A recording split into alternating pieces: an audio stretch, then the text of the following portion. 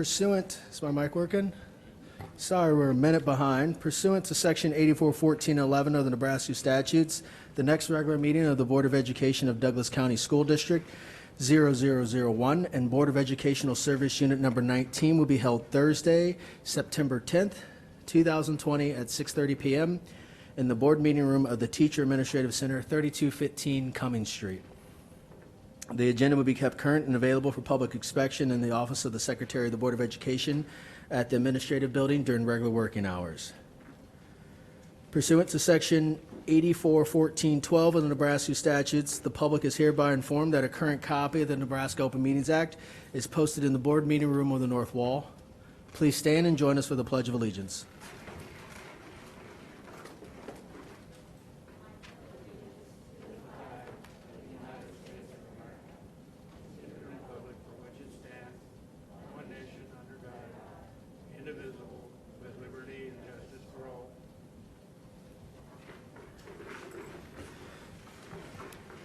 Thank you, everyone. Dr. Holman, our Vice President, will lead us in the OPS Vision and Mission Statement.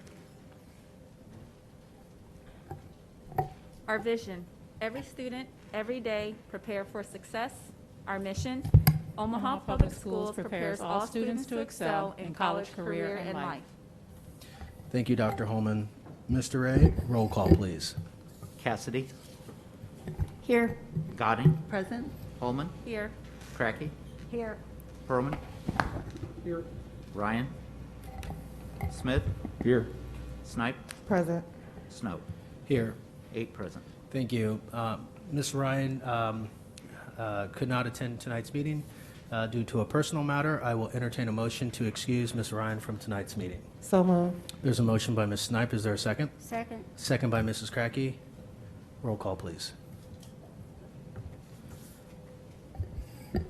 Cassidy. Aye. Godding. Aye. Holman. Aye. Cracky. Aye. Perlman. Smith. Aye. Snipe. Aye. Snow. Aye. 8 ayes. Motion carries. Thank you. Moving on to our board and superintendent communications. Superintendent, Dr. Logan. Good evening, President Snow, members of the board, those here in attendance in person, and those watching the stream via the web. I would like to begin with our preparations for the first day of school in a 100% remote learning environment. As excited as we all are for the first day of school tomorrow, we would have preferred to learn with our students in person. We look forward to seeing students ready to learn, smiles, and covering lessons again in a virtual environment. From the time we transitioned to online learning in March, we have been diligently planning for a safe, responsible, in-person return to school. This past month brought heightened health concern and risk as virus numbers in our counties increased. Due to current conditions locally, our school district determined the remote learning instructional model is the safest way to begin our school year. When we made the official announcement about 100% remote learning, school leaders and teachers quickly shifted their plans to support remote learning during the first quarter of this year. I personally appreciate and sincerely admire the can-do attitude and adaptability of our school leaders, teachers, and staff. Our school leaders are carrying a heavy load right now, and they are doing it with an exceptional amount of dedication and spirit. Our schools have spent the last week handing out thousands of textbooks, school supplies, and technology devices to ensure our students are ready to virtually connect with their teachers tomorrow. Schools have been working directly with families to ensure internet connectivity is in place. The shipments of iPad Air devices ordered for every single K-12 OPS student are on track for receipt by the end of September. Today I learned we have already given out 30,000 machines. We expect another delivery on Friday. Last week, our students received their daily schedules for remote learning. I want to emphasize the importance of student engagement in this remote learning environment. Instruction is designed to be delivered synchronously with an ample amount of breaks in between in-class instruction time. Schoolwork will be graded. We will take student attendance. We're asking our families to ensure that students are participating throughout the entire day. In the event students are ill or unable to attend virtually, we very much need our parents to contact the main office of our school to report student absences. We want to ensure our students are online learning and that they remain on track. We've shared that summer school was virtual this year. I was able to visit classrooms through Microsoft Teams. Our educators were confidently teaching in the new online environment. Our students had quickly mastered their new technology. I watched as classmates engaged with one another and were clearly eager and excited to learn. We've prepared for this contingency since last spring. Professional development at the end of our school year last year, combined with intensive curriculum planning, best practices learned from our virtual summer school program, and additional professional development this August, have positioned our teachers to maximize the potential of our one-to-one technology initiative to provide high-quality instruction for our students. Families are such important partners in this effort, and to support parents and guardians, our Student and Community Services team created videos covering everything from how to turn on and log into the iPad to setting up a learning space at home. Those videos are available on our YouTube page in English, Spanish, Somali, Nepali, Kiswahili, Arabic, Karen, and Burmese. Seeing our school community rise to this challenge makes me deeply proud to be part of the Omaha Public Schools, and I know our teachers are committed to delivering high-quality instruction remotely. Continued preparations for shifting to in-person instruction when conditions permit are ongoing. We continue to keep in contact with our local public health experts, including a team of leaders from the University of Nebraska Medical Center. Within the past week, we toured and assessed our in-person plans at South High School, which is the largest school community in our state, as well as at J.P. Lord School, which, as you know, serves our most vulnerable students with a variety of complex needs. We reviewed our in-person procedures to consider where any adjustments may need to take place prior to reopening once it is safe to resume in-person instruction. The meeting was informative and allowed us to consider aspects of our plan that we can continue to improve on during this time of remote learning. We will continue to monitor conditions and share regular updates with our families. We do have some congratulations that we need to give out. We have some scholarships and an award I'd like to report this evening. Daniel Varela Moreno of South High for being awarded the Nancy A. Fredrickson Scholarship. Kale Christofferson of North High for receiving the Omaha North Faculty Scholarship. Fourth-year teacher Kelsey Schmitz of Benson High for earning the Leadership Development Award from the National Council of Teachers of English and Nebraska Language Arts Council. This award is presented to language arts English teachers showing outstanding work in their first 5 years of teaching. A job done well by all. Here's to a wonderful and productive school year. In closing, I want to thank our communities for the tremendous show of support to our families all summer long. From churches to our local nonprofit organizations, our community has truly stepped up to provide our families with supports needed during this challenging time, from school supplies to food pantry boxes and more. I also want to sincerely appreciate the notes, flowers, trinkets from colleagues, friends, and community members that I personally received during this time. There were hundreds of them. Took me a couple of days to get through all of them. We continually appreciate the support, and we look forward to welcoming back the smiling faces of our children online tomorrow morning. This concludes my remarks, President Snow and Board of Education. Thank you, Dr. Logan. Board members, I believe Mrs. Cracky. Thank you. Please know that sometimes I remain silent, but other times I feel compelled to speak. We've had significant communication with community members, parents, and others in the past couple of weeks. I want to thank the people for their messages and phone calls. While they were not always being positive, they were still polite. However, foolishly, I stayed on the phone when a couple of males using inappropriate language escalated to a different level. I will be careful and not let that happen again. I always love it when those individuals say we make too much money, we who are board members, and that they will remember that in the next election. That's their favorite thing to say whenever they disagree with anything, actually. But I think that that goes out the window because they're so busy following the other people in the other communities and the directions they're going. You volunteer for this job because you want to help people, whether it be employees or the public, or I think ultimately the city of Omaha. That's really how I look at it. And lastly, please know that as I read and listen to the news, I feel we have made the right decision with the remote learning for now. If it changes, I know that we will change also. And in the district, the one thing I am certainly aware of is the mental and emotional health, and I've asked the district if we could put something on that would be helpful on the remote for the students in different levels. Maybe there'd be something about remote learning and how are you feeling and this sort of thing. We could do that, I think.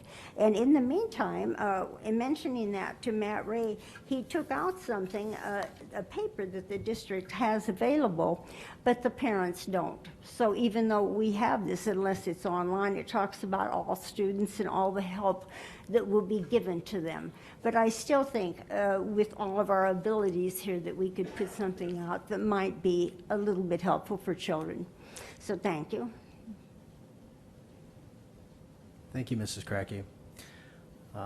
There's a little internet shortage for some on their computers, so you might have to restart it. Ms. Snipe.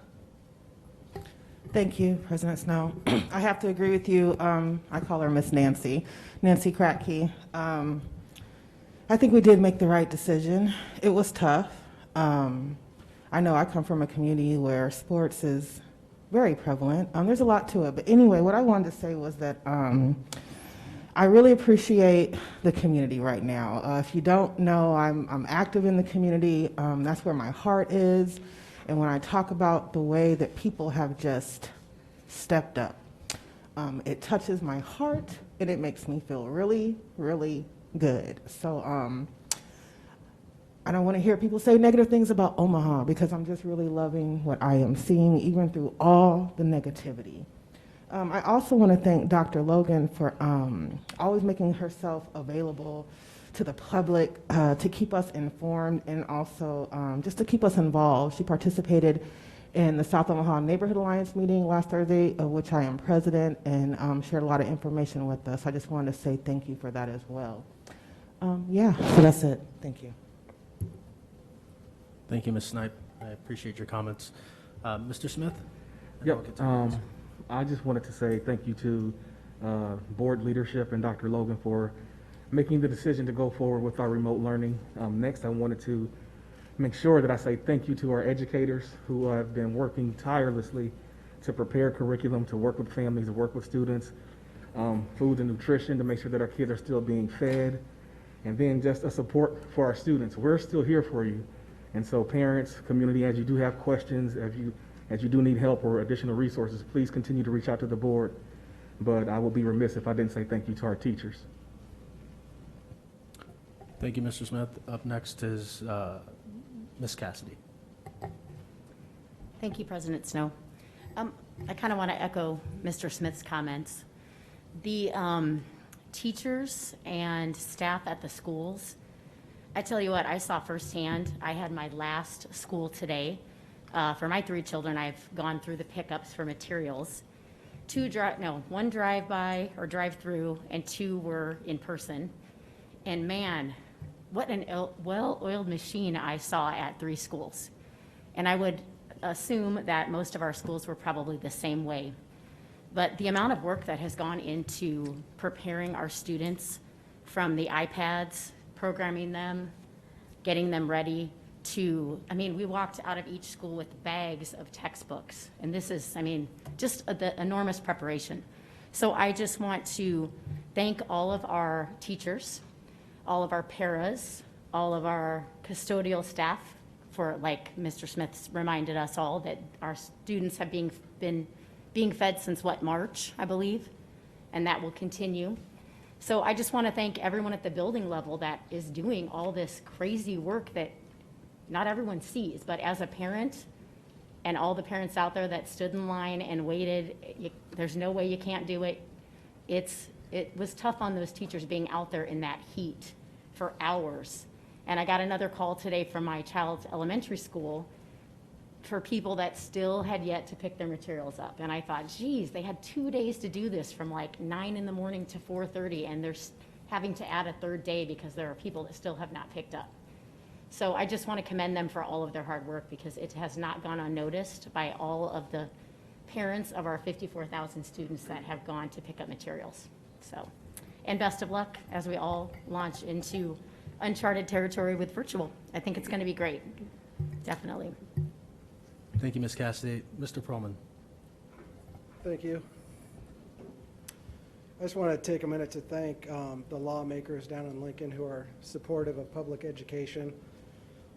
Unfortunately, this year only 4 of them put their votes where their mouth is, so that was upsetting. LB 1107, it's going to have the most dramatic impact on public school financing that we've seen in decades. And so I just want to thank, again, the 4 senators who decided not to stand down and vote the way that they actually believe.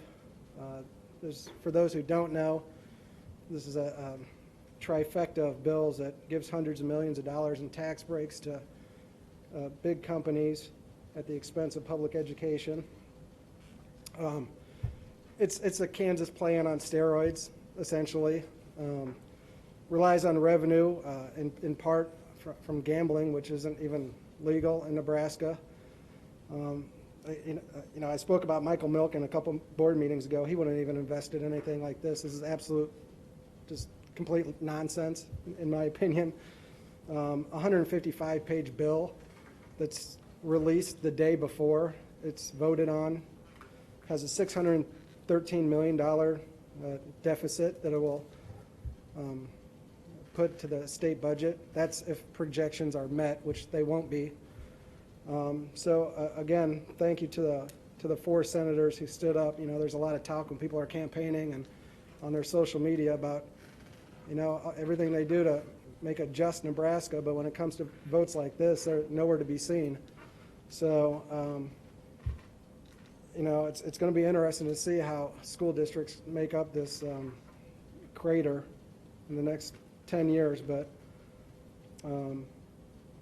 I guess I can't thank enough the 4 senators who knew this was going to pass, yet voted the way they knew they should have voted, despite all that. Thank you, Mr. Perlman. And I echo your thoughts there. Mrs. Gotting. Thank you. I too want to thank everyone who's reached out to me. I've been rather inundated with emails and phone calls, and so I've tried to get back to all of you. I apologize if you got lost either in my voicemail box or in my email, and I didn't get back to you. My apologies. I probably am the one person up here who might be a little bit different. I wanted to see elementary kids go back to school. We're not, and so I'm very, very hopeful for the remote learning component. I'm currently having trouble. I can't get on the internet right now, so I hope our kids tomorrow are able to all get on and stay connected. I would just encourage parents to work with your students, teach them time management of how to get on the computer and be on. I've heard a lot from working parents, so I understand the struggles you're going through right now. I just really want to thank everyone for reaching out, and I would continue to encourage you to reach out to us. Let us know what your concerns are, and we will work toward hopefully getting those resolved. I'm still hopeful that maybe some of our sports could participate at the individual level, even though we may not be able to do some team sports. And so I also understand the concerns of the athletes who and their parents who have been reaching out to me as well. So thank you again for staying connected. I appreciate it. Thank you, Mrs. Gotting. And Dr. Holman. Thank you, President Snow.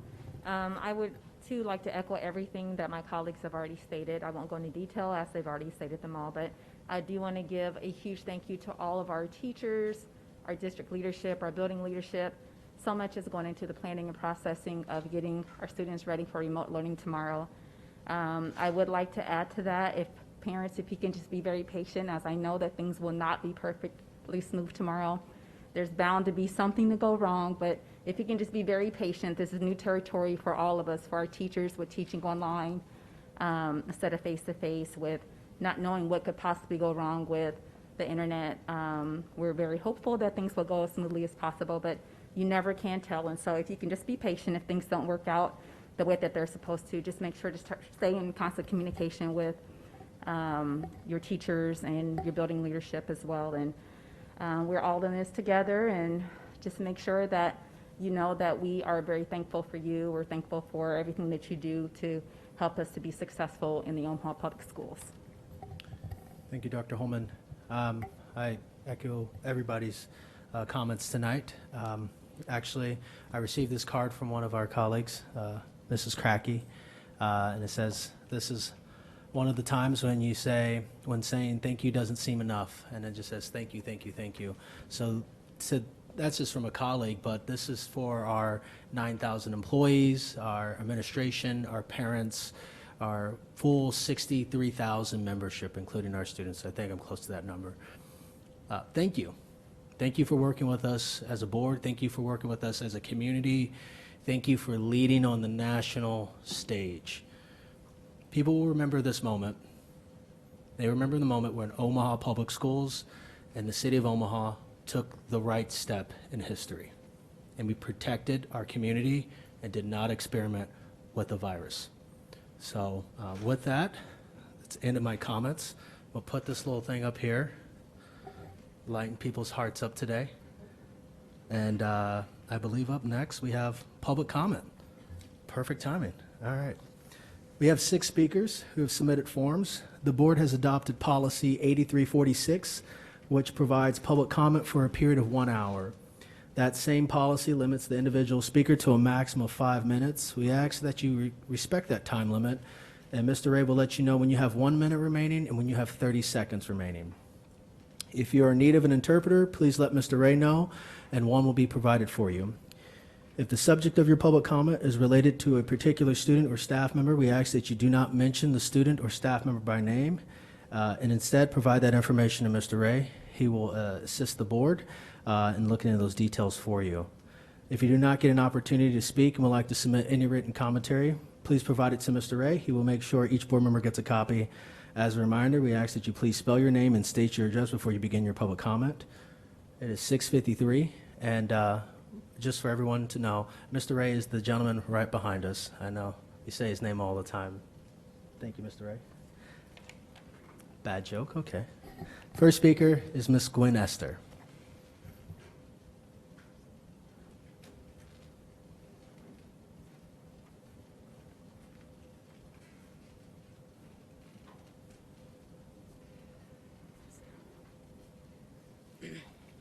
Hello, good evening. My name is Gwen Easter. I live at 2895 Benny Street. I'm the owner and founder of Safe Haven Community Center and Safe Haven Early Childhood Preschool Education Academy. I'm appointed by Governor Pete Ricketts to the Early Childhood Interagency Coordinating Council. I'm not here on behalf of the council, but I am a voice for providers on that council. Since 2012 to 2020, over 200 child care business owners have been pushed out of business and have lost their children. Some have lost their children due to the partnerships between the Omaha Public School System, the Nebraska Department of Education, 75 North Nebraska Collaborative, the Buffett Early Childhood Institute in North and South Omaha, and they have been offering free child care, which child care business owners can't compete with free. Just as OPS made the decision to be the hub because of the Sherwood Foundation wanting the schools to be a hub, this has affected our businesses. And you all continue to make decisions that are affecting our businesses.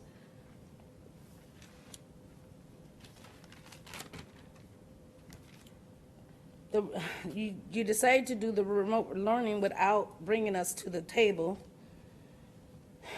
without considering the situation that you are putting parents in and the challenges. Maybe you did consider the parents a little bit, but we weren't brought to the table. Child care businesses have always been essential, not just when the COVID hit. We are professional education centers and provide care for our families. Many child care providers are willing to provide space for remote learning and at first was told we would not be paid. But thank God for the providers who stood up and spoke up to DHS and demanded that we get paid. I am asking OPS, who has received over $23 million to be shared with the private schools by offering $3.6 million as is a need, as the needs arise for them, I'm asking you all to work with providers who will open their doors to assist with remote learning, those who will use their staff and their technology. There are some providers that may not have staff or technology, but is willing to do this. So I'm asking you all to consider working with us. Instead of pushing us out of business, understand that we are in this together, and we're trying to support our children's like OPS. Thank you. Thank you, Mrs. Esther. Our next speaker is Stacy Honeycutt.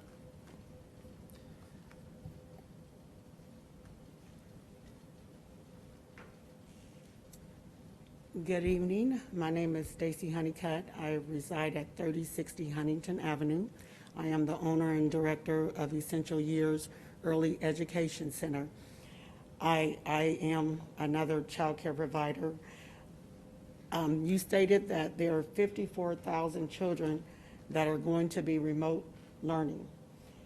You keep saying the word parent, but you fail to realize that I don't know the number because I try to research it, but there's thousands of children that will be remote learning from our child care centers. Ms. Tracy Cassidy stated that she went to the school to get 3 iPads, but can you imagine 15 kids coming to your center with iPads and you have no information? We don't have any information. We were not brought to the table to discuss how we would be able to remote help our kids, because you might have 5 kids to go to Skinner, you might have 3 to go to Mandela, you might have 2 to go to Saratoga, and so all of them are on a different schedule. You provided a schedule stating that they all go to lunch at one time, but then you put us in the position to keep the kids because our parents do work. We live in North Omaha. Our kids are essential workers. They are the McDonald's workers. They are the CNAs. They are the nurses. So they come to us to keep our kids, their kids. We've had them since March.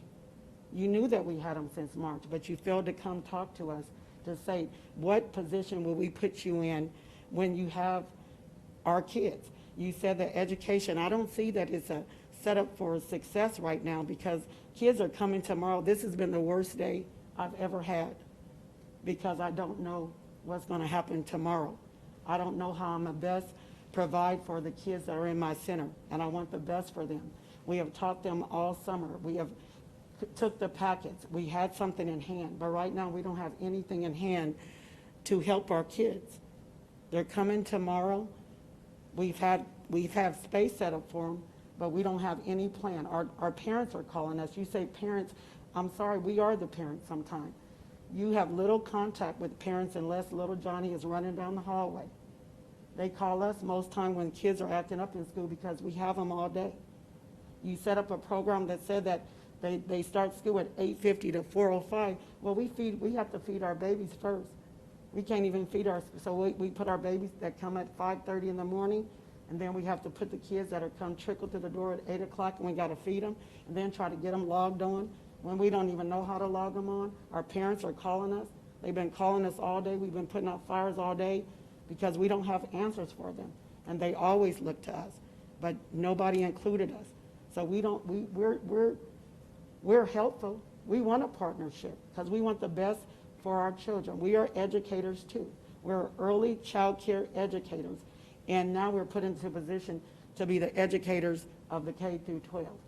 We don't have 12th graders in our center. Maybe some of them need to be, but we do have 5th, 6th, and I think up to 13 we take kids. So tomorrow I have 11 kids coming to my center with 11 iPads. Then you're talking in October that my pre-K is going to have an iPad too. I can barely get staff because they're paying $400 extra for unemployment to stay home. And so we can't hire people at what we pay. Child care teachers don't make great money, if you know it, and it should be opposite. So we're not making big money. So how can I compete with a person making $24 an hour and I'm going to pay them 12 to 13? I can't. Our college 1 minute. Our college students are going back to school.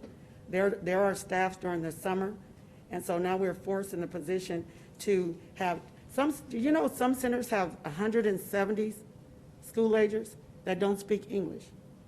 One of our centers have 170 school kids that do not speak English. What is she supposed to do? She can't hire somebody to do one-on-one with them. I thank you for your time. I hope after this first 2 30 weeks of seconds. school that you will invite us to the table and we can come together and take care of some of the issues that we're going to have. Thank you. Thank you, Mrs. Honeycutt. We do have staff here today, so please, early childhood centers, please stick around. We will chat with you and work with you. Mrs. Lisa Utterback, wave her hand. She'll work with you. Our next speaker is Mrs. Thelma Sims.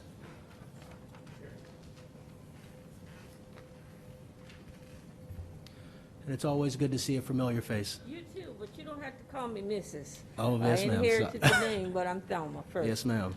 First of all, I want to thank you guys for everything that's happened to this point, and I'm going to piggyback on what these two ladies have already said, that this has been quite a journey, and it could be an even stronger journey if we came out of our individual silos and had a conversation at the table to talk about how we best serve these children. These children are our future. That you acknowledge some community partners. I tell you what, you left us out because we've been standing since March 16th with the kids. We didn't make any qualms about it. Financially, some of us couldn't afford it, but it was about the children and the staff. So we made some sacrifices, and we still have a long way to go. COVID, nobody knows where it is, what it is. Nobody knows where it came from, and nobody knows when it's going away. So we got some social determinants that we need to talk about. You spoke of mental health. Stress is real, and it's really real for all of us. When the kids see us stressed, when the parents are stressed, and I have a word for parents.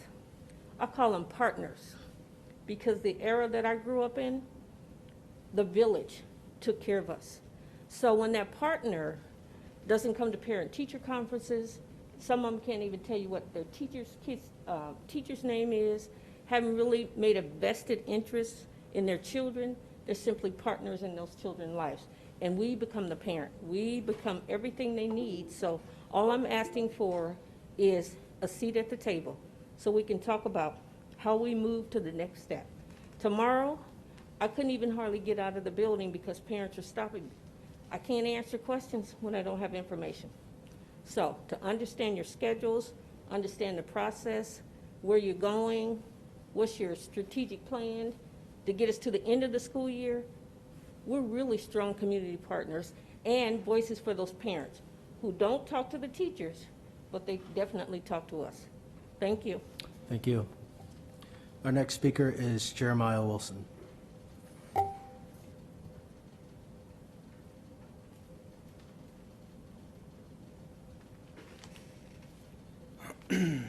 My name is Jeremiah Wilson, and I reside at 4213 Corby Street. I have a 3-year-old daughter who is nonverbal and has been verified to be behind in learning than peers similar in age. Today, I am here first as her voice and my family's voice, and secondly, as a small business owner.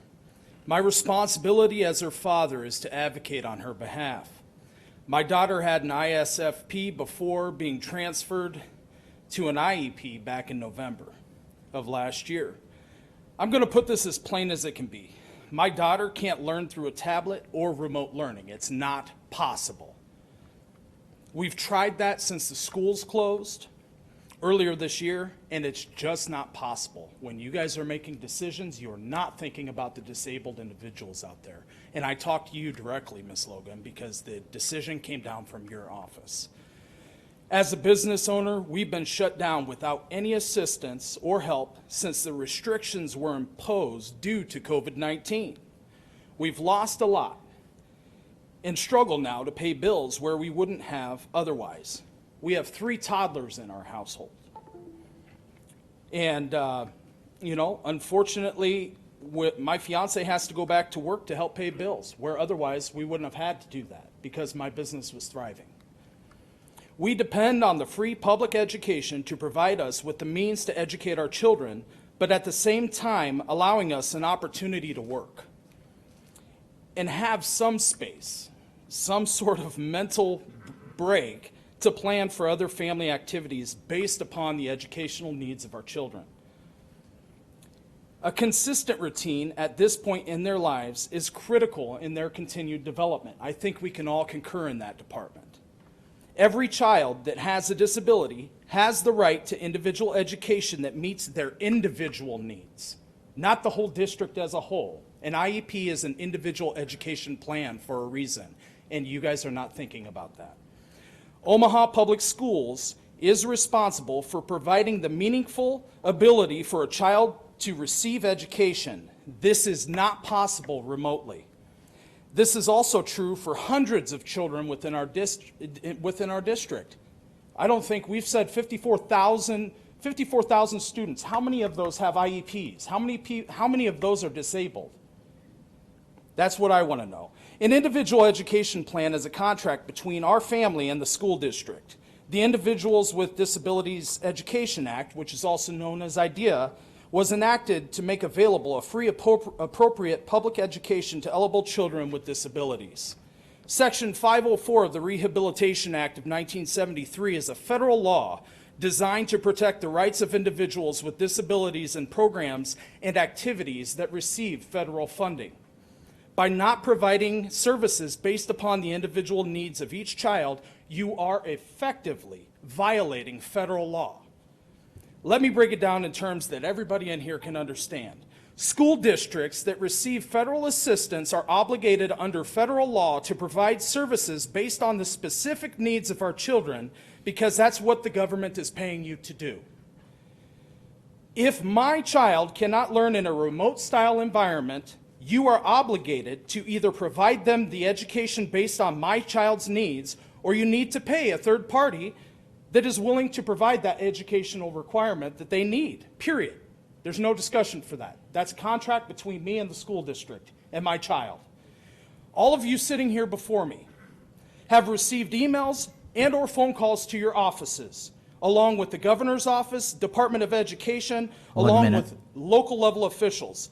Since Friday, I'm going to finish what I got to say. Since Friday, August 7th, when the remote learning directive came down from your office, I have been trying to find answers. I've logged over 30 hours that I've had to take out of my personal time to reach out to public officials, of which all gave me the same answers after expressing my concerns for my daughter's education. Your services will be received remotely. I should not have to chase around people who are being, and I can't speak for everyone else, I can't chase around people who are being paid to do a job. Dr. Logan, you're paid handsomely. This should have been something that was, brought to the table before. Lastly, it's impossible for working class families to provide these services to our children and provide essential needs for our families as well when both parents have to work. It's your job to provide the parents with solutions to these children of which are most vulnerable. That's what you're paid to do. Providing the bare minimum. That's time. Hold on, I'm almost done. I've got a few sentences left.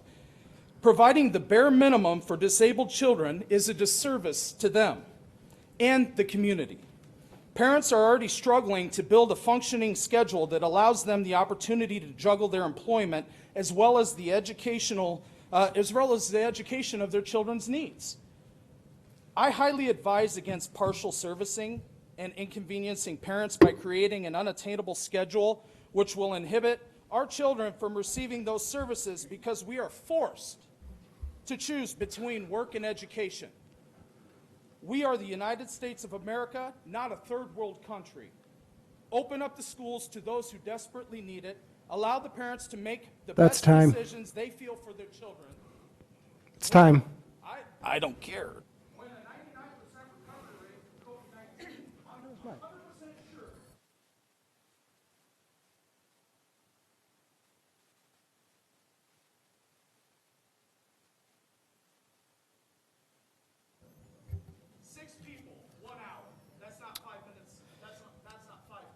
Thank you. Our next speaker is Mr. Larry Storr.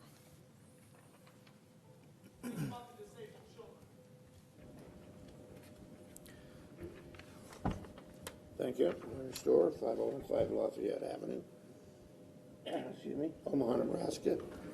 It's hard enough to hear me, so I decided to unmask. It's hard to hear you people with the mask on. It's for everyone's safety. But tonight, Open Meetings Act right over there. Do you really expect people to read that before the meeting starts? It's all about reasonable rules. Yes, you people have the responsibility to set reasonable rules.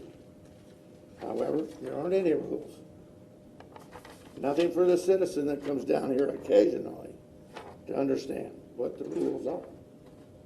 I've been kind of busy. I missed a couple of meetings because I've been busy with a couple of other boards and commissions that are also unresponsive. And just like this gentleman, the last time I was here, a few of us citizens were escorted out. You ordered the police, the deputies, to escort citizens out that have been paying your bill. Meantime, you had people sitting in here. Maybe they were a group of people honestly expressing some views, but they were representing Black Lives Matters with the communist fist. You did excuse a person that did the Nazi salute, but you did not order out the people representing the Communist Manifesto. I take homage to that. Not homage, but I have to be angry about that, and not one of you complained. So the Supreme Court of the state of Nebraska would say, I as a citizen have no standing, because not one of you complained about that. My complaint's not good enough. But tonight we once again swore to a republic. It's right there in the words. And like that citizen that was removed, you had people tonight, once again, that did not stand for the Pledge of Allegiance. Every one of us that are citizens take that oath. We're all responsible. So why are not these people that did not stand up tonight, why are they not out of order? And why did you not ask the police to escort them out? Are we trying to make police look bad enough that the citizens will order defunding? Let's talk about democracy versus republic. I believe the last time I was here, as I was leaving, was one of the ladies that was ordered out. One of you, and I can't name you according to your rules, I could point at you though. I think I overheard you say to me as my back was turned and I wasn't speaking, that we are not, or this is not a republic. Excuse me. You're educators? The Collegiate Dictionary tells us what the difference between a democracy and a republic is. A democracy is when the majority of us in this room raise our hand and say, you're out of order for ordering a citizen out that pays your salary. That's democracy. The people in that locality run their own show.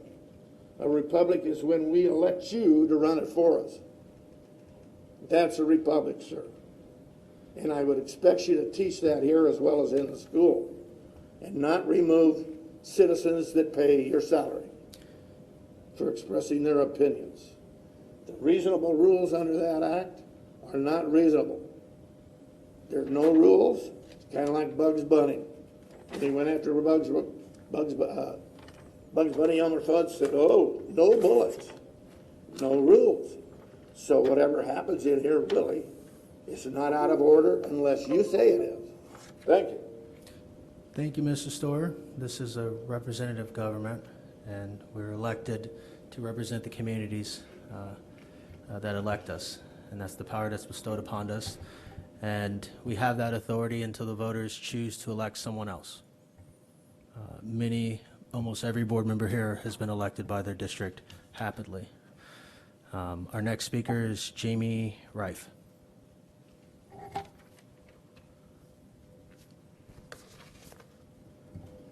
Hi, can you hear me?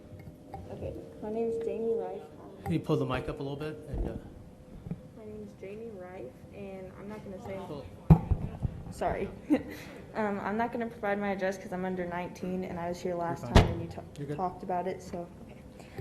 Hello, and thank you for letting me speak during these unprecedented times. In these past couple weeks, I, along with many other seniors, have begun to apply to colleges with early action available. In doing so, we have learned that our second semester GPAs are being based off of our first and second quarters of school of last year.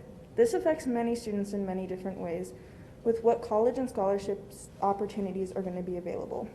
This affects me personally and negatively. I struggled my first semester and worked extremely hard third quarter to raise my GPA. My transcript, however, will not reflect that. We were told our third quarter grades would carry over as our fourth quarter grades, therefore our grade point averages should be based off our third quarter grades. Our report cards show this is our GPA for second semester. However, it's been brought to my attention that's not the case.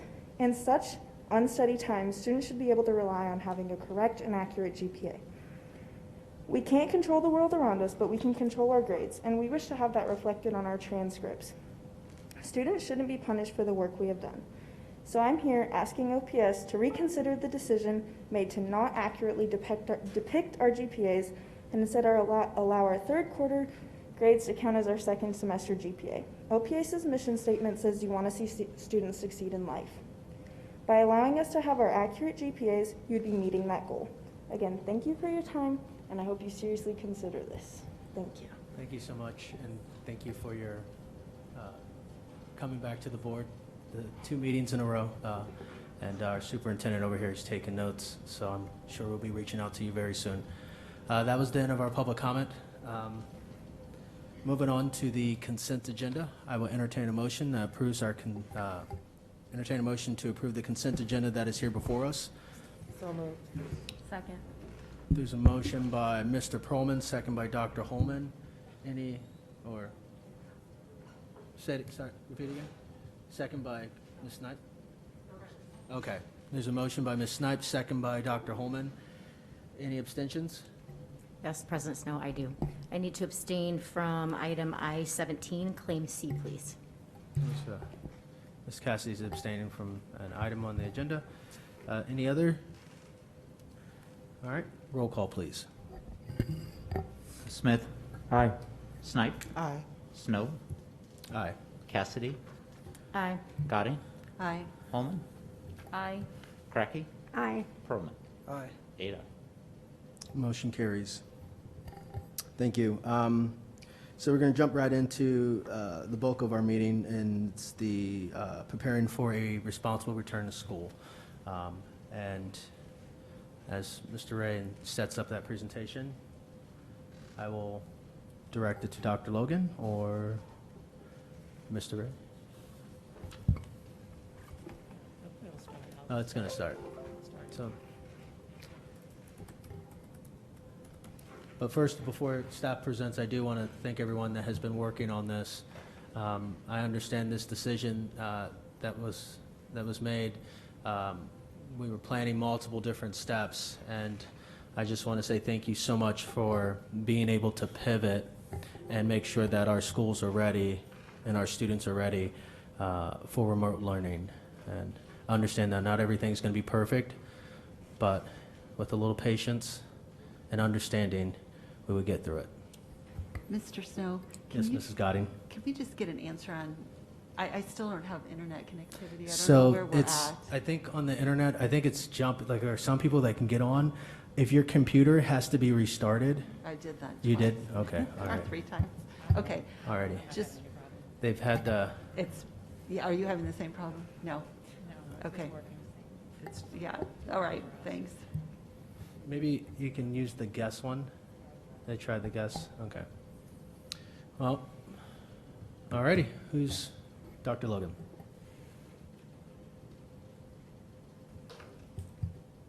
In this presentation, we're going to review what is being done for the remote learning for our students in K-12. We will also include special education, and we will include English language learners. One of the things that we want to start with at each turn is to talk about stakeholder engagement. Board members, for the record, Ms. Utterback did meet with 84, I believe I have that right, sorry. 86 providers in a training, in a training that was set up either the last week or the week before. I can't tell the time, but I did know about it, but those are the number of providers that you met with. Planning and stakeholder engagement, we continue to gather input and feedback regarding our preparation for responsible return to school. Even when folks do not agree with the decision, and the decision, of course, was very, very difficult. Some of the reasons were mentioned here this evening. Reviewing our state and federal local guidance, continuing to work with our health experts. Friday, we did meet with another team to review special education for students who receive ACP services and for students who are at JP Lord to understand some of the things that we need to do to protect children and to protect staff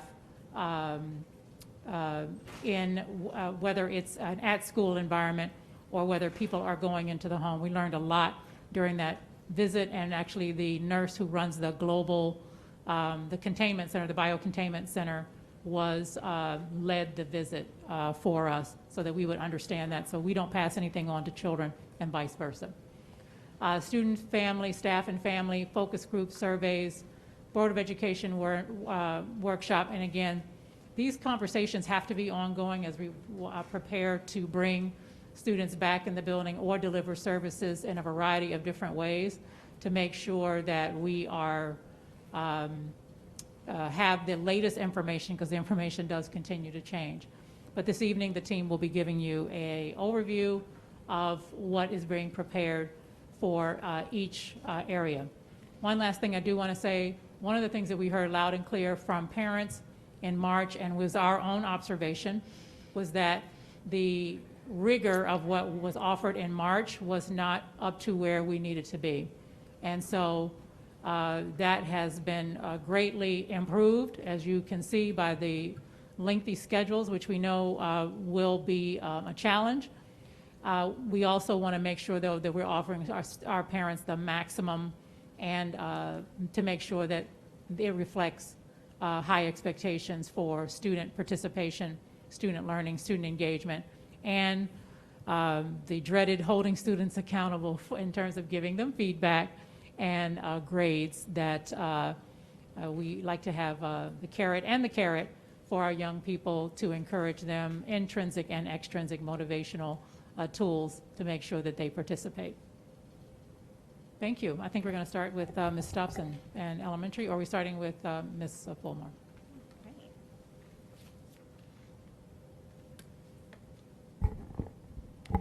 Good evening, President Snow, Vice President Holman, members of the board, and Dr. Logan. I am Fatima Fulmore, Principal Supervisor in the Office of School Support and Supervision, and I'm delighted to introduce our presentation on maximizing the learning experience for all students.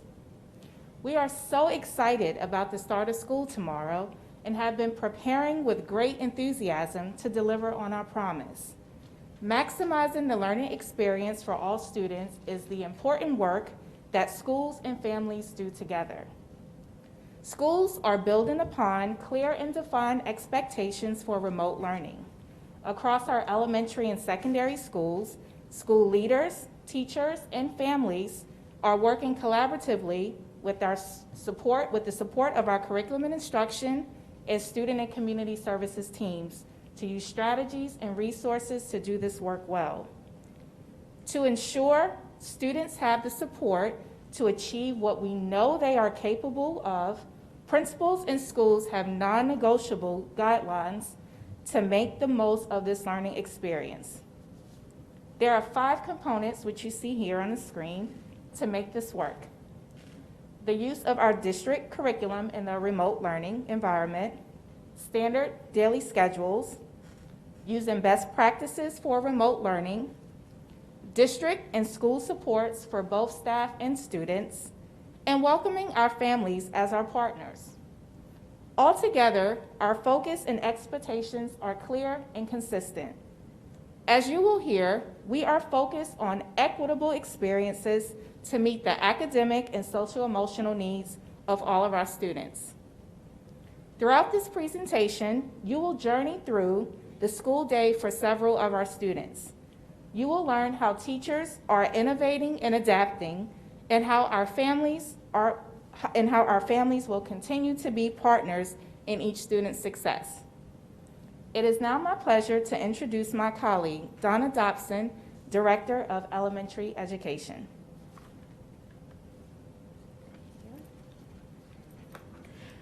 Good evening. My name is Donna Dobson, and I serve as the Director of Elementary Education. I will be taking you through what a day in elementary may look like. But first, I would like to say we can't wait to get back to school with all of our students. We heard loud and clear from the spring, and we knew it too, that we needed to make sure this remote experience is completely different. We had the opportunity to learn a lot from our remote summer school and have used it to plan this school year.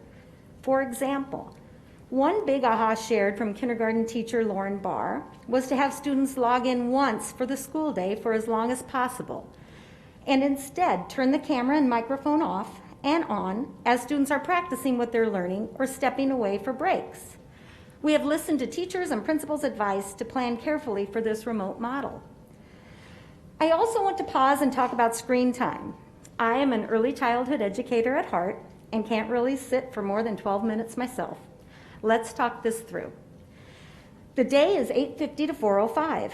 We would not require a kindergartner to sit in class, in person, in school with their teacher while the teacher teaches for 40 minutes straight. The teacher teaches in chunks. I would teach for about 10 minutes and then give my students a chance to practice, to move their bodies, and to try it out. So teaching at a distance, I would do the same. Teach, and then give students a chance to practice, to move, and to try it out away from the screen. There will be breaks where teachers put a timer on the screen and students can go and get water. There will be times when students turn off their cameras and mute their microphones and practice what they're taught. There are also 65 minutes provided for office hours, 30 minutes for intervention, recess, and lunch scheduled in the day, which means all students would not be on the screen at those times. As teachers teach in person or remotely, we watch our students and make adjustments according to what they need. We can all agree we would much rather be in class in person with our students. But until that day, we know and trust that our teachers will support each student's achievement, whatever the learning model may be. We could not do this without the dedication and care of all of our teachers, but we need to also say we can only do this with our families, guardians, child care providers, and parents as our partners. Families will be especially critical to the success of our students.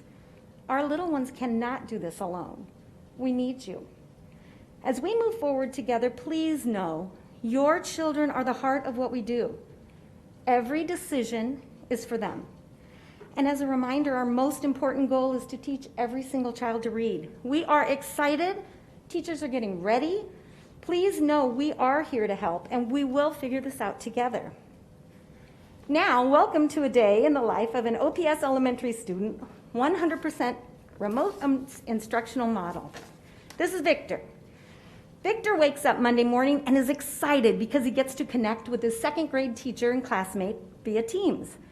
Victor carefully gets out his brand new iPad and promptly logs on to his class Teams meeting for the day at 8:50. Mrs. Lopez shares her screen to display the daily schedule, takes attendance, and leads the class in saying the Pledge of Allegiance. She then shares her learning goal for the first class of the day, English Language Arts. She makes sure to have all of the students repeat the learning goal before she begins her read aloud, using the newly purchased Into Reading materials. Victor is able to follow along in his My Book while his teacher projects the text about inventors on the screen in Teams. After the read aloud, Mrs. Lopez asks each student to think about one thing they learned about inventors and one question they still have. She asks each student to share in the chat something they would like to invent. Victor shared that he would like to invent a flying car. Then Mrs. Lopez works with Victor and 3 other students in a small group. The students reread the book about inventors, and Mrs. Lopez uses the tabletop mini lessons to reteach them how to find the main idea of the text. While Mrs. Lopez is working with the small group of students, the rest of the class shuts off their cameras and mutes their microphones while they practice building their fluency and comprehension skills by reading with Amira, the Into Reading artificial intelligence teaching assistant. After Mrs. Lopez finishes her small group, her timer goes off, signaling to the other students that it is time to return to the teams meeting. When the students return, Mrs. Lopez continues with their lesson and teaches the students how to read and write multisyllabic words. Once students have had several opportunities to practice reading and building words, Mrs. Lopez shares her screen and displays the decodable passage from the Start Right Reader to give students an opportunity to practice reading multisyllabic words in connected text. Victor loves reading the passages from the Start Right Reader. Mrs. Lopez ends the whole group lesson by having each student type one multisyllabic word in the chat box to check for student understanding. She noticed that a few students were struggling during her lesson, so she decides to work with those students in a small group while the other students reread the passage from the Start Right Reader and complete a word-building Know It, Show It page. Mrs. Lopez uses a lesson from the Foundational Skills and Word Study Studio Guide to reteach the small group of students. And then Mrs. Lopez, once again, uses her timer to notify students when everyone should return to the teams meeting. Now it's time for art class. The art teacher, Mr. Ross, joins the class team meeting so he can teach the class about primary colors. Mrs. Lopez leaves the team meeting so she can begin to plan what the students will be learning next week. Mr. Ross teaches the students how to use the primary colors to create a digital drawing.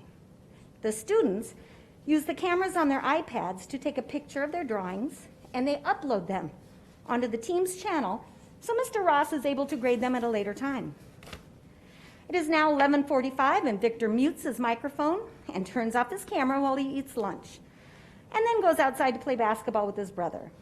At 12:15, Victor rejoins his team meeting and turns on his camera so Mrs. Lopez knows he is back and ready to learn. Once all the students have returned from lunch, Mrs. Lopez assigns a 2-digit addition problem to the class as a math warm-up. After the warm-up, Mrs. Lopez teaches the students how to regroup using base 10 blocks when they're adding 2-digit numbers. After she models several examples, Mrs. Lopez has Victor and the other students practice regrouping when adding using digital base 10 blocks. Mrs. Lopez assigns some homework problems from the Go Math book and asks the students to share what they learned in math to summarize the lesson. After math, Mrs. Lopez has the students dance to a Go Noodle song and then step away from their iPads to enjoy afternoon recess. When the class comes back together, Mrs. Lopez teaches the students about proper nouns. She then has the students complete a page in their grammar workbook to demonstrate they understand how to use proper nouns properly. It is now 1:55 and time for social studies. Mrs. Lopez reads the class a book about Labor Day. Victor and his classmates have a lot to say about the different types of jobs their family members have. Mrs. Lopez has each student share what they would like to do for a job when they are older. At 2:25, Mrs. Lopez meets with Victor and a few other students to work on reading and writing multisyllabic words as they needed some additional reteaching. The students practice building words with the digital letter manipulatives on their iPad. She then has them read some decodable text to apply what they learned. This is also a time during the day that our English learner teachers may work with a small group. Victor then logs off Teams to begin his independent work. In addition to his math assignment, Victor will connect to iRead and complete his daily phonics lesson while his teacher is meeting with families and students during her scheduled office hours. Victor knows if he has questions, he can log back into Teams, and Mrs. Lopez will be there to support him. At 4 o'clock, Victor and his classmates log back into Teams for Mrs. Lopez's closing activity. Today, she has students share one thing they learned for the day. Victor shares what he learned about proper nouns. He can't wait to log back into Teams tomorrow to see what Mrs. Lopez has planned for them.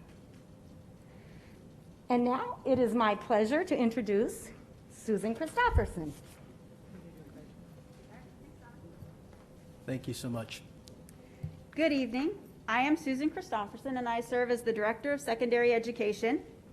As we explore the day in the life of our 9th grader, Jamie, I do recognize that we very much want to see our students in person, in their schools, and engaged in their classrooms within their schools. As we look to the start of the school year, we saw and heard the need to enhance experiences for students by making remote instruction more rigorous and more engaging. We saw an incredible opportunity to make the most of our district investment in one-to-one technology. Our teachers, our school leaders, sorry, Matt. I know, I made you walk all the way over for that. So sorry. Sorry. That's all right, I'll remember for Kara. Got to keep a sense of humor about everything, right? Our teachers, school leaders, and our teaching learning consultants were eager to join in collaborating and creating robust experiences for our students. The professional learning in the spring and this August supported this work as well. We also will be following our Omaha Public Schools common grading practices this school year. As a part of our strategic plan of action, we are focused on freshmen on track.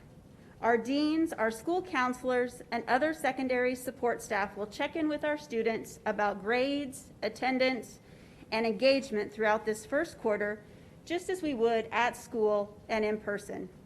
To achieve our portrait of a graduate, another important part of our strategic plan, how we engage with our students matter every day. Let me share a day in the life of our OPS ninth grader, Jamie, and our 100% remote learning instructional model. Jamie logs in from home on her iPad at 7:40 Monday morning. The day starts with 20 minutes of check and connect. It's kind of like a homeroom, where Jamie and her classmates recite the Pledge of Allegiance. They're going to check in with email, watch an asynchronous message from the principal or counselor, and today the message from the counselor is about how to organize and prioritize one's academic tasks during remote learning. After Check and Connect, Jamie's English class begins. She accesses the online graphic organizer to locate her text evidence to support her small group's contention that the protagonist in the reading was arrogant and selfish. Students and their teacher use both audio and the chat feature to discuss a few answers. The teacher then posts learning goals for the day. Yesterday, Jamie worked with her classmates, but today she will work on her own with frequent check-ins by the teacher. Jamie digs in, annotating her online text from the character's actions and thoughts.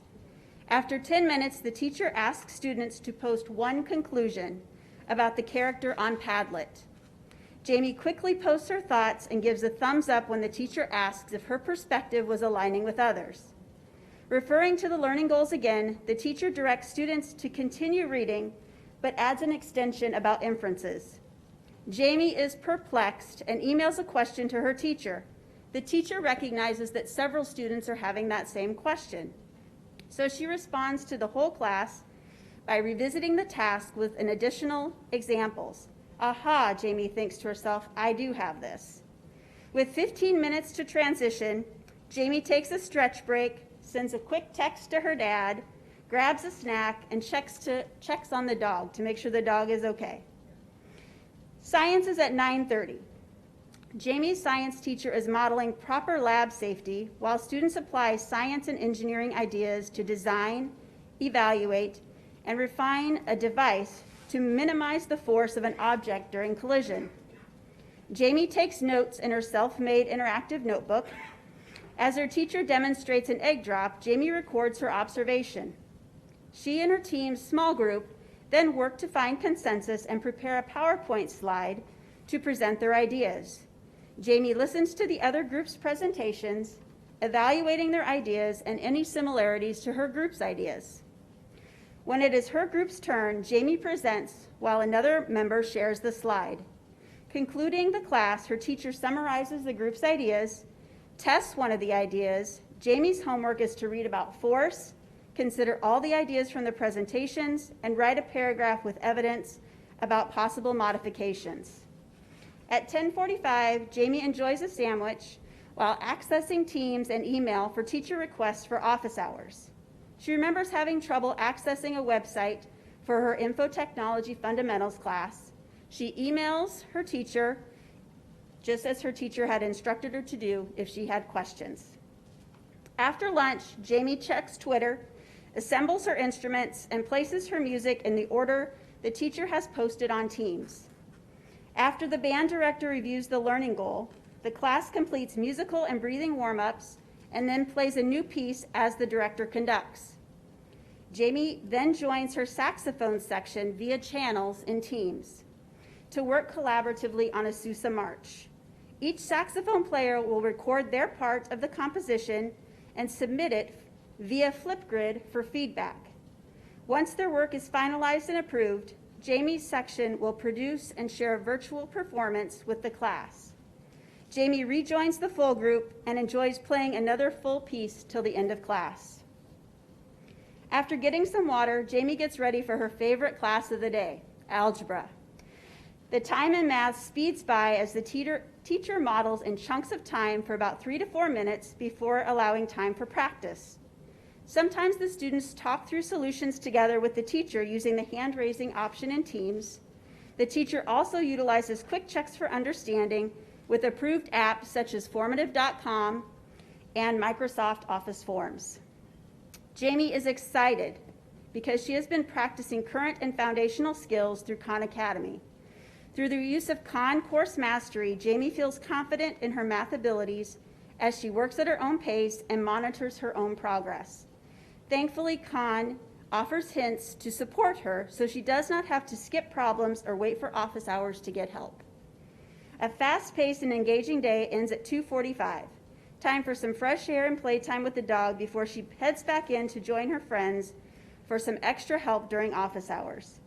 Jamie also takes the time later to check on her grade on her formative assessment in her algebra class through the Infinite Campus portal.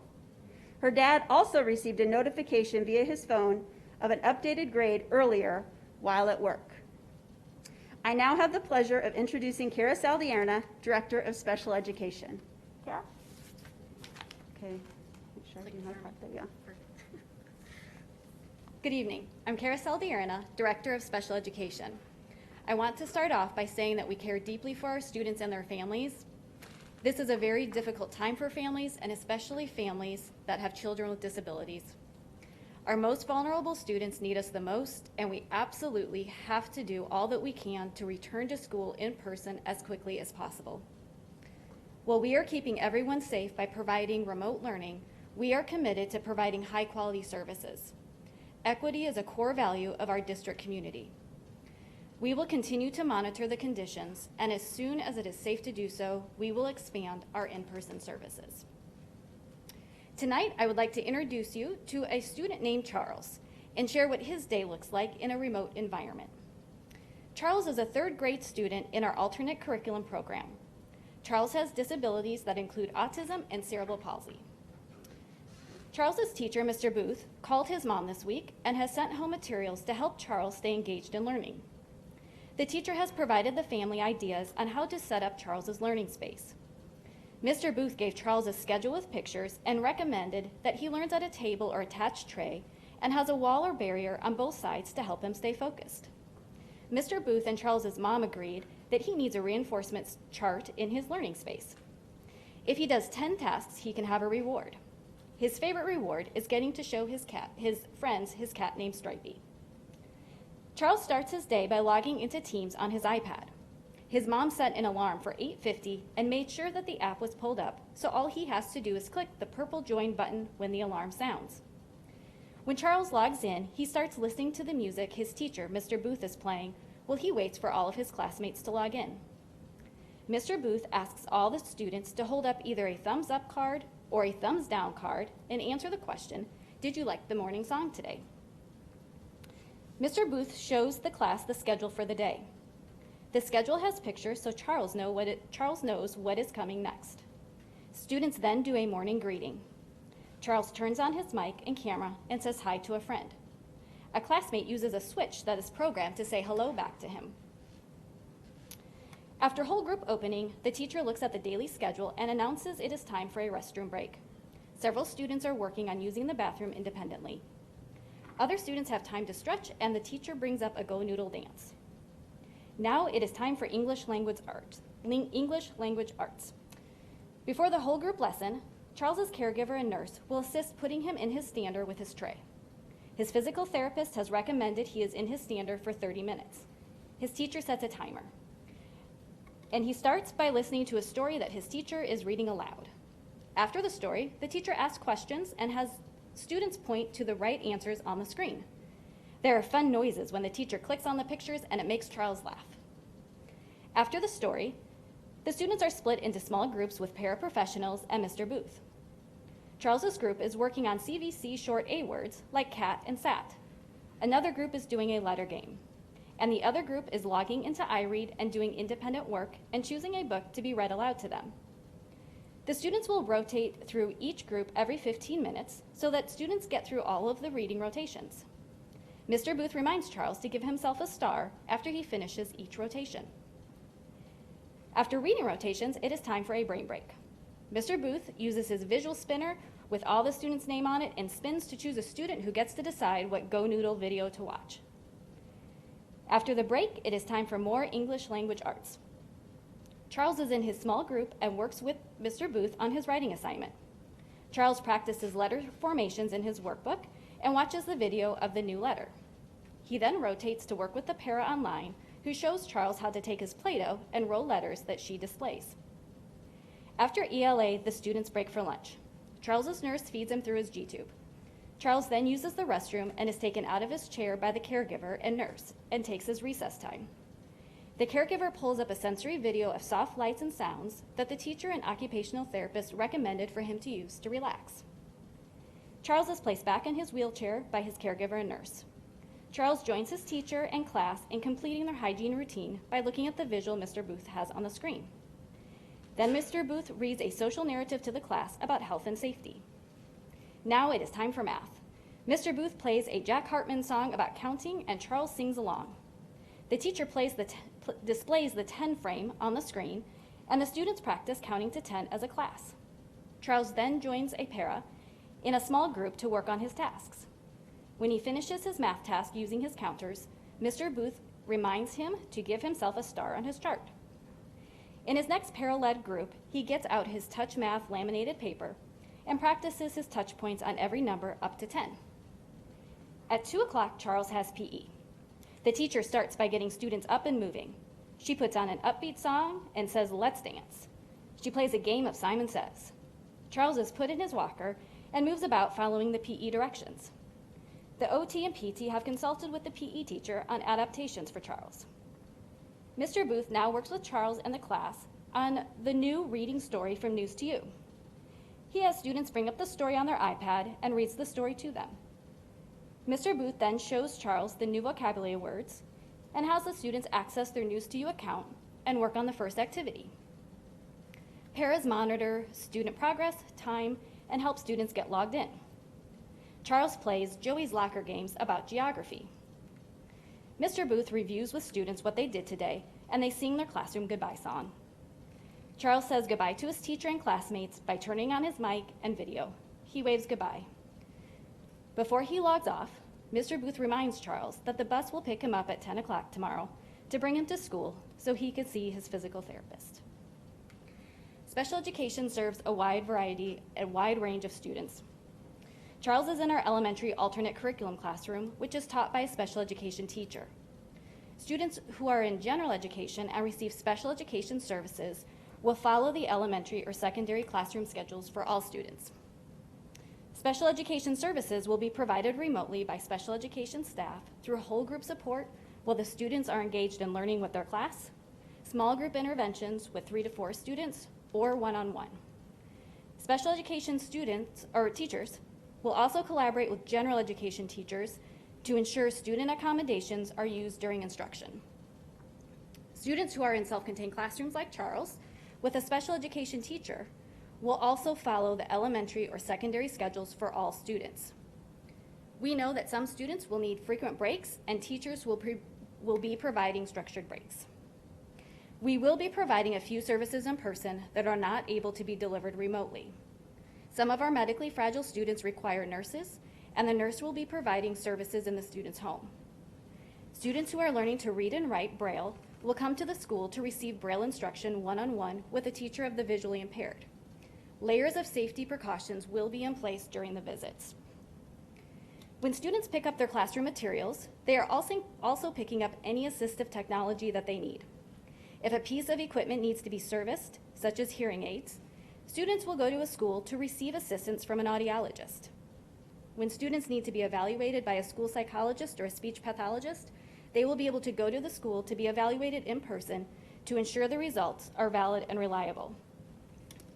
School psychologists will be available to support students and teams in situations where the student is struggling with remote learning. School psychologists can meet individually with students, coach families, conduct behavior assessments, and help teams implement behavior intervention plans. Coaching support will be provided to families as the team problem solves the best way to support student learning in the remote learning model.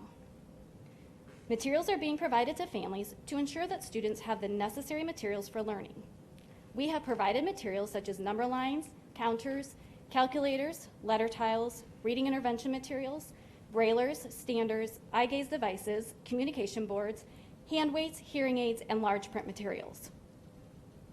In closing, we know that this is a unique time for our students, and we are committed to engaging with and serving our families. I would now like to introduce Jamie Kogwa, Coordinator of English Learners, Dual Language, Migrant, and Refugee Education. Good evening. I'm Jamie Kogwa, and I serve as the Coordinator of English Learner, Dual Language, Migrant, and Refugee Education. We recognize that the experiences of each of our immigrant and refugee families is unique. We have carefully considered our work to ensure English learners have access to strong learning opportunities. We value the cultural and linguistic diversity of our students and families. English learner instruction unlocks how the English language works. English learner teachers build what we call academic language through listening, speaking, reading, and writing in every lesson. We've focused on best practices to incorporate listening and speaking during remote instruction and coaching teachers to emphasize verbal and written language for literacy development. We'll continue that work with staff to best prepare our English learners. English learner services are provided in a number of ways: English language development, in-class supports, dual language, and newcomer programming. As we look at a typical day for our English learners in a remote environment, it is important to remember that English language instruction is tailored to a student's language levels and needs. Let's follow Awa Shi, a fourth grader whose family arrived to Omaha 3 years ago.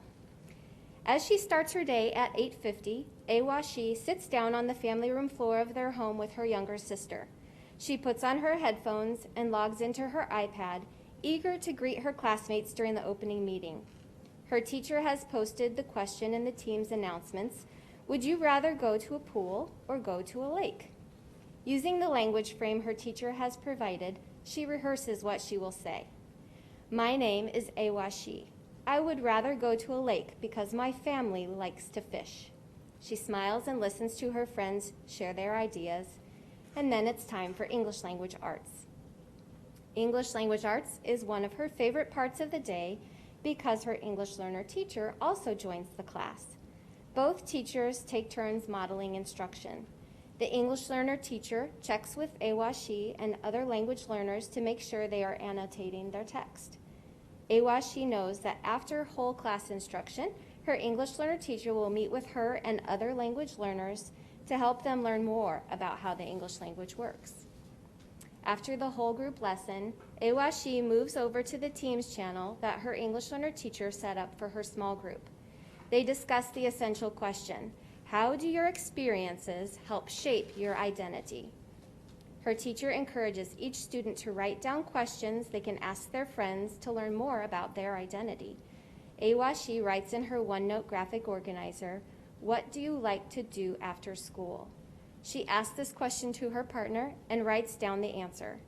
Using a word bank provided by her teacher and the academic conversation structure of Stronger and Clearer, Awa Shi and her peers practice using academic language to strongly and clearly illustrate their thinking. Then it's time for independent work. Awa Shi looks at an image her teacher posted in Flipgrid. She takes her time looking at the image, writes her observations, and makes her recording in English. Then she listens to her classmates' answers. She laughs at the video of her friend Ashraf, whose little brother kept jumping into the background of the video while he made his recording.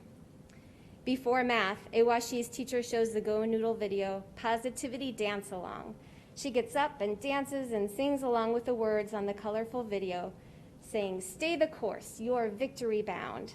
Feeling energized, AWASHi jumps right in to her Go Math lesson. She enjoys math and knows that her teacher will follow up with her and give extra support with the math vocabulary if she needs help later. It's 11:45. Time for lunch. AWASHi eats with her sister, and then they play. She keeps an eye on the timer on her screen that the teacher put up so she knows when to return for her specials. After specials, her teacher introduces the science lesson through the inquiry process to discover a phenomenon. How do you see in the dark?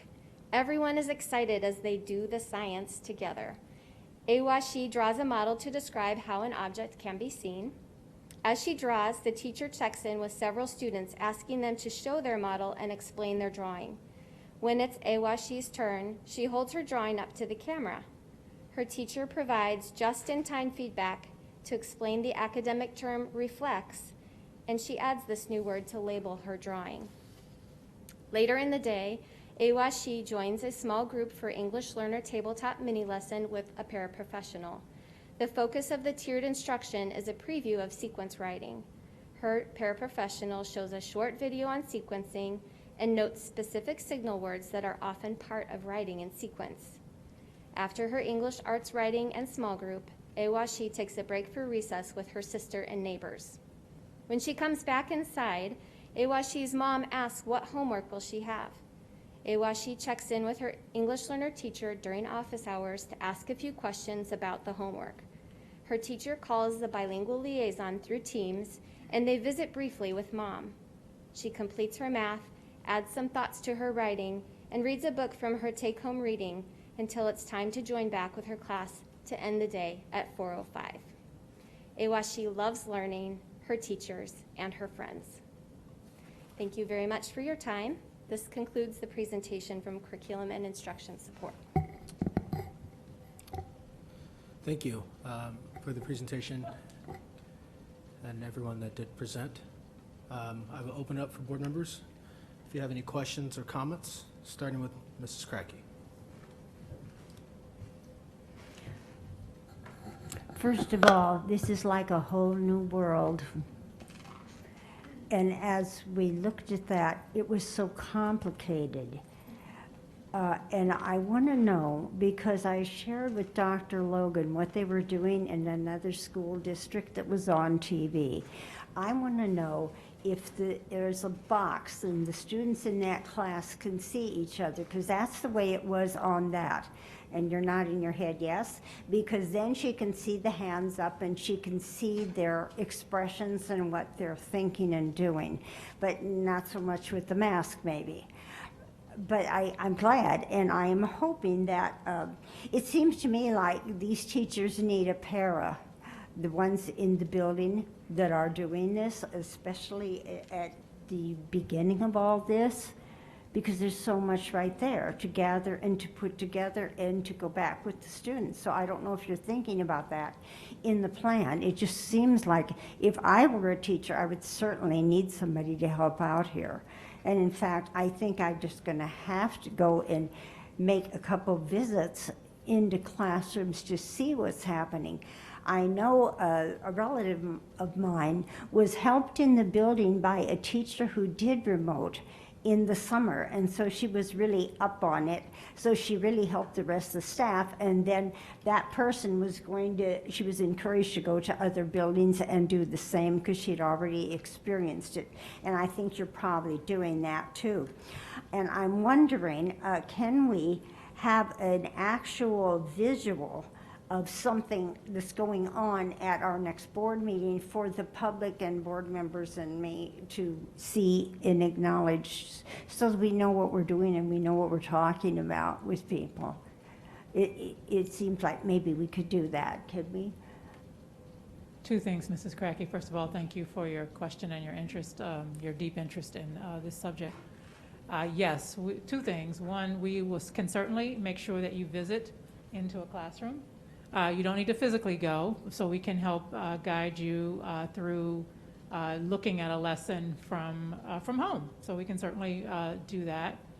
And the second is we'll provide updates throughout this time on how things are going, where we've had some challenges. I'll do that through my board updates, and we'll make sure that we do some sort of public. And I just don't mean me, I just mean everybody. Yeah, that's what I mean. We'll do one so you can visit a classroom, and then the second, a public-facing presentation so that we can share what you saw or something similar to what you've seen with the public.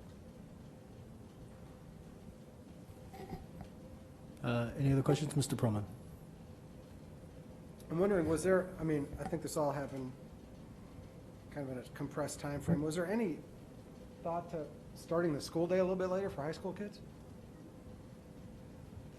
No, we're not going to change the schedule this year when students return, so we want to keep students in the same rhythm that they would have when they return to either full or our 3-2 model.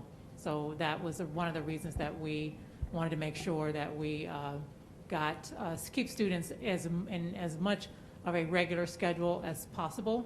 I have heard from several parents who are concerned about their schedules. And, of course, obviously, we're having them work directly with their child's teacher, which is what we would normally do on those kind of case-by-case basis.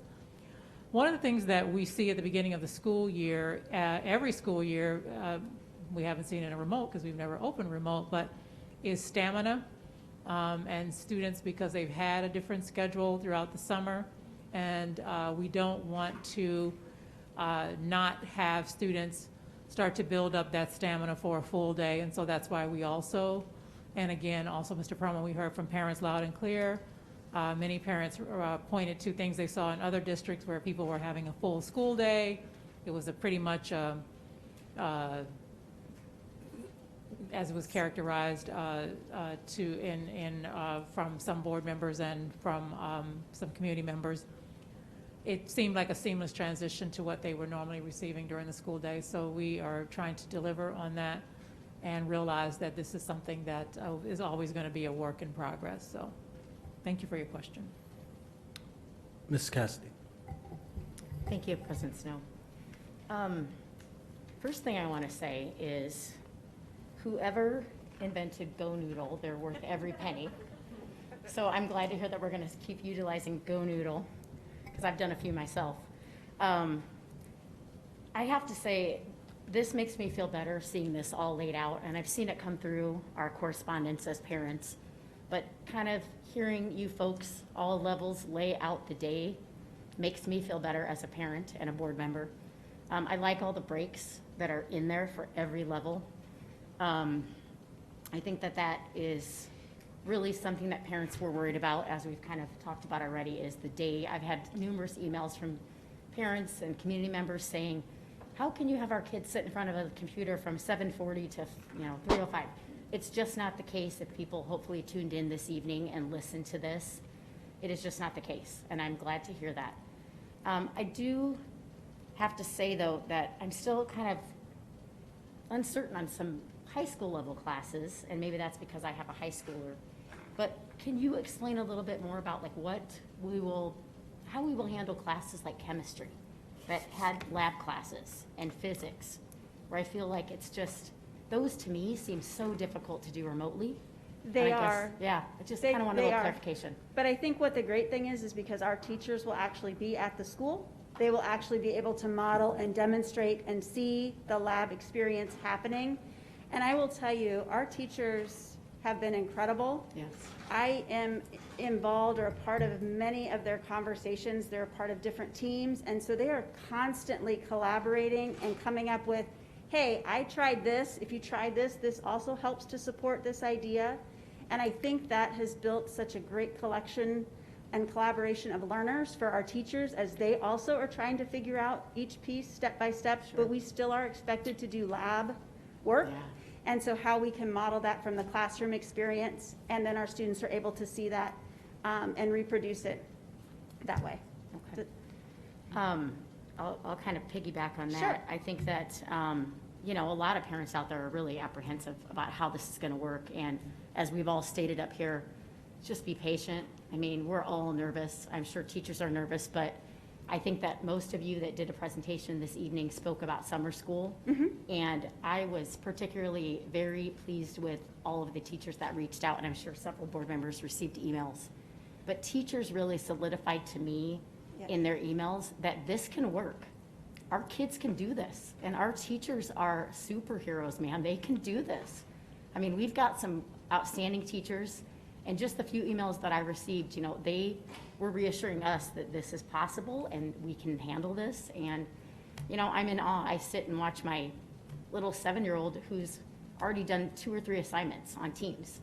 And it's like, it's amazing to watch. So people that are nervous, it's very warranted. It's very, we're all okay to be nervous, but I hope that people go in and really look at this schedule and see that it's doable. Yes. We'll Like I said, it has been so encouraging with the collaboration that's been happening with teachers and with the teaching and learning consultants. The examples I gave today were from them. That's the conversations that they're having with each other and what that can potentially look like. So. And my last comment is specifically for special education for Ms. Salderna, and not really a question, just a comment. You know, I think we've all been really concerned about special ed. There's so many moving parts, so many components that go into your area, which I don't know enough about, but you put me at ease, and I don't even know a ton about your area, but nice presentation, and I want to just thank you and your department, because just listening tonight to everything that you folks have planned and laid out, and all of your different providers, nurses, occupational therapists that have to be involved in the conversation when it comes to our most vulnerable students. You really put me at ease, and I hope that gentleman that left earlier could possibly maybe is listening. Who knows? Oh, okay. I was gonna say, I didn't know if you were gone or you were here. Can't see over the podium, sorry. But anyway, you put me at ease, and I hope that parents that might feel like yourself, sir, reach out to your department to get some further clarification. So thank you for the presentation. Thank you. Thank you. Mrs. Godding. So I have a number of questions, so I'm trying to categorize them by group so that we're good, but I have an overall question. As I struggled to get on the internet tonight, do we have a call center set up where parents can call in to get connected if they're having challenges with IT versus the teacher trying to solve that? Yeah, we just sent you the email. It's a Family Support Center. That letter, that email went out to families today. It's the Family Support Centers. There are 3. One's at Beveridge, one is at Skinner, and the other is at Bryan Middle. Those will actually be in-person support. And then there are email, well, first of all, there's a website, but there's also email that parents can use and phone numbers if parents need support. We have, in addition to our teachers who have received training, we are also training our paraprofessionals. One of the roles of the paraprofessional will be to support children with a tech issue so that the teacher can continue to teach. And on the sidebar, that individual could help them if they're having an issue getting online. A lot of the issues as tonight rather, many teachers around the district are having check-ins with students, and I know some of them did it last week, but many are having check-ins and run-throughs with students and families to make sure that children are connected if they're having any difficulty. In addition, all of our iPads, and like I said, we have now 30,000 already deployed as of today. We were able to turn those all into mobile hotspots as well as being an iPad. So if there's a child who has one of our legacy machines, because we have some of our kids in high school, few of our middle schoolers, they can, they have a sibling in the household, they can use that in addition to the little Wi-Fi's, MiFis that we have given out to some of our families. So that's kind of where we are. But Mr. Ray just sent you that about an hour ago. Okay. And so parents do have a phone number if they can't get to a location? Yeah, they can't get to Okay, use perfect. a phone number. Okay, so paras are going to be involved at the schools, and Absolutely. they will help with the technology. Perfect. So I'm going to start off with, I guess, elementary, but also thinking just about everybody. I know that when we were doing board meetings, we all couldn't be on camera because it was causing all kinds of issues. how many students, typically 20 to 24 students in a classroom, can the teacher see all of them at one time, or is it limited? It has increased. I can't tell you exactly how many, but Teams just recently had an update where you could see many more students. So it went from a regular gallery, which was about 9, to more, but I can't speak to that. Okay, so they should be able to see 70% of their class, hopefully, at one time? Is anybody here who can speak to that? Yeah. That way we know they're engaged. I know that some schools in the spring said if you're not sitting in your seat and the teacher can't see you, you don't get counted for attendance. So I just want to make sure that we know our students are there and engaged. I think you probably more at the high school level too than. Right. Well, I can also share that there are some new modes in Teams. The mode that is called Together mode. Students are all logged on. You can see them. The students look like they're sitting in an auditorium, and that has been an upgrade. So that a teacher could use that to take attendance every day, and we're not having the issues with folks using Together mode. Even if it's large group, if you're on any of our social media platforms, you can see large faculties using Together mode, and to see the entire faculty together using Together mode. I think I just saw Bryan High School in Together mode. It's a very large faculty. So there have been upgrades to Teams to allow more people to be seen at the same time, and then also allows some students who don't want to necessarily be seen, they can see their teacher, but they don't necessarily want to be seen. Obviously, there are backgrounds as well that students can change if they don't want people to see the inside of their homes, which I actually really encourage that students do that to provide them with some level of privacy. Right. Very good. Okay. So I think I'm kind of echoing what Mrs. Cassidy said, but I also realize the complexity on the elementary side, and I've certainly had parents reach out to me, and I think our providers that spoke this evening as well, saying, wow, this is a lot to keep track of for kindergartners or first graders, and you need to be on now, and then you need to get into a group Teams meeting, maybe, but not in the whole group. And so I just think we're going to have to be really mindful of that piece of the training, because parents still have to work, and I'm concerned about how they'll keep their kids on track when they're also trying to work at home. When we look at high schools, I assume South and Central will be on a different plan than what we saw up there, because they're not on blocks. So I just want to They are, we've worked with them diligently to create a schedule specific for them. It's very similar. Minutes are very similar, but one day they'll have 5 classes and the other day they'll have 4 classes.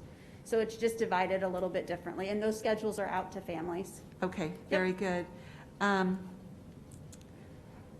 Will they have, when you talked about high school, you talked about small group, like let's say 5 people are off working on a project. They'll do separate logins in Teams for that? They'll create channels, and there's been a lot of professional development on how to do that and how to create those. In fact, our teachers, again, are getting pretty masterful at that, and our students, I think, will pick up on that quickly, so that they can then go into these sessions, work in small group work, and then be able to jump back into the whole group. Okay. Yep. Very good. What about for AP classes that require certain levels of software? Yep. Or maybe not even an AP, but an honors Java class or computer science, where it's not going to work on an iPad? Are we issuing PCs to those students with that software on board? They have devices to be able to do that. We've been working on that. We actually, one of the first things we did this summer, actually late spring, was to look at all of our software and our common apps. What is it that we needed to make sure we're available and ready for our students on devices? And so we were able to meet that need. As far as I know, I haven't heard anything differently from anybody at this point, so I think we're there so that students can do that.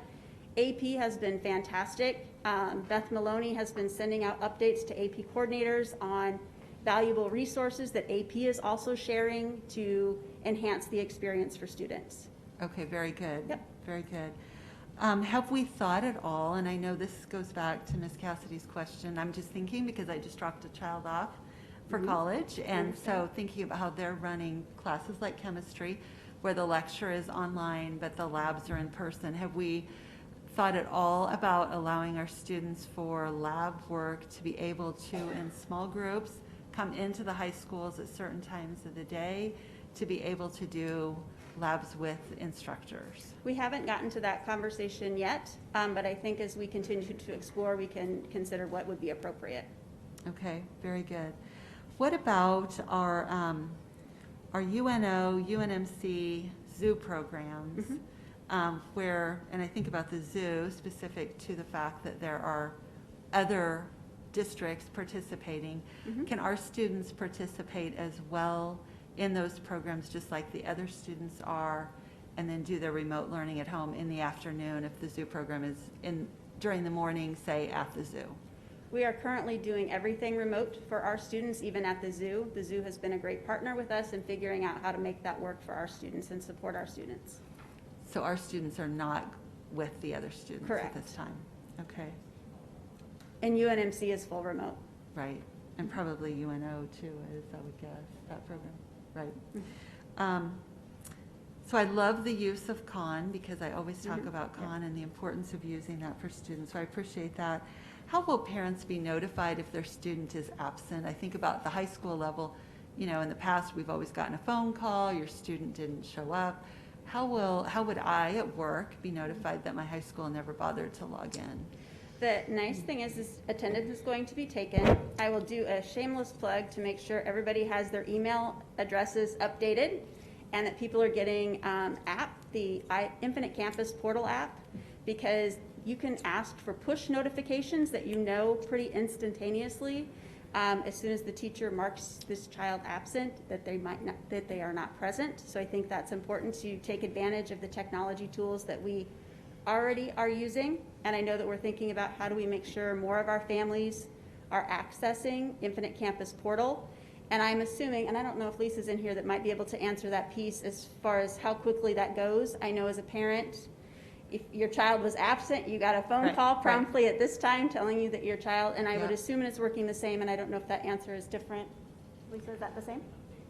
Yep, that is the same. And can we make sure that that communication, that those push notifications, to just tell parents to turn on the push notifications for Infinite Campus, that we communicate that to them so that they're aware that, hey, I should have this on so I know what's happening with my child?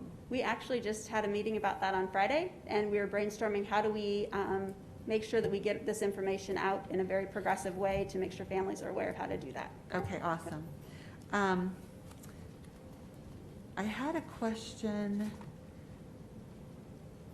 related to special education. Okay. How many students will actually have the opportunity for the in-person?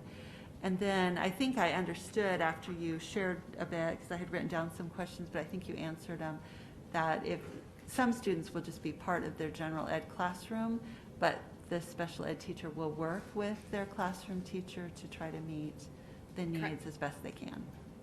Correct. So the first question, how many students would receive in-person services? It's a small number that have a one-on-one nurse and that receive Braille services. It's a larger number that receive physical therapy and occupational therapy. Some of that can be done remotely, and then things like equipment checks would be done in person. That's several hundred students that potentially would need any sort of equipment checked. We have about 2,000 evaluations to complete, so those would be done one-on-one, and that would be one time that a student would be coming, potentially 2 times, but just 1 to 2 times, and that would be about 2,000 students that would be accessing those services. Okay. And I think I feel like I've talked to a number of special ed parents, of special ed students in the last week. How are we communicating this plan, which is fairly new, or the changes are fairly new, out to those parents so they know whether or not their student will receive in-person or in-home or, all of those things? So all the families that have in-home nurses or one-on-one nurses have been contacted already last week. And then the IEP teams or special education teachers are contacting the other families to talk about the potential for in-person services. We know that some of our families will decline that because they have students that maybe haven't left the home since March, and it's really, really unsafe for them to leave the home. Right. So the IEP team will need to work with the family to really determine what would be best for that student. Okay, perfect. That's awesome. Then I have a question related to the language learners. And so I think back to way back in the day when we were working on transportation, and I think it was Boston, if I'm right, that transported all students with one language to a specific school, so that, for instance, this school primarily had students that were from Bosnia and spoke the language, or wherever it might be. When you gave the example, the student that you talked about, was that student with other students who spoke the same native language that she spoke, or is it a multitude of different languages? All of our schools offer English learner services in Omaha Public Schools, so no matter what school you're in, you will receive English learner services. The program service model might differ based on the school that you're in. So some of our schools that have larger EL populations will maybe have more push-in supports that happen. Some of our schools that have lower incidence populations might have more pull-out supports that happen. But it's not typically by language. It is just based on our best practices and instructional strategies for working with English learners, and those are available in all of our schools. Okay. Have we thought at all about doing something like that? And I don't know if maybe that's not. No, and it's actually not recommended. Okay. That is one way to make sure that children continue to practice their heritage language, so we don't do that. it. No. Okay. No, that's great. Thank you very much on that. And then I have had been contacted.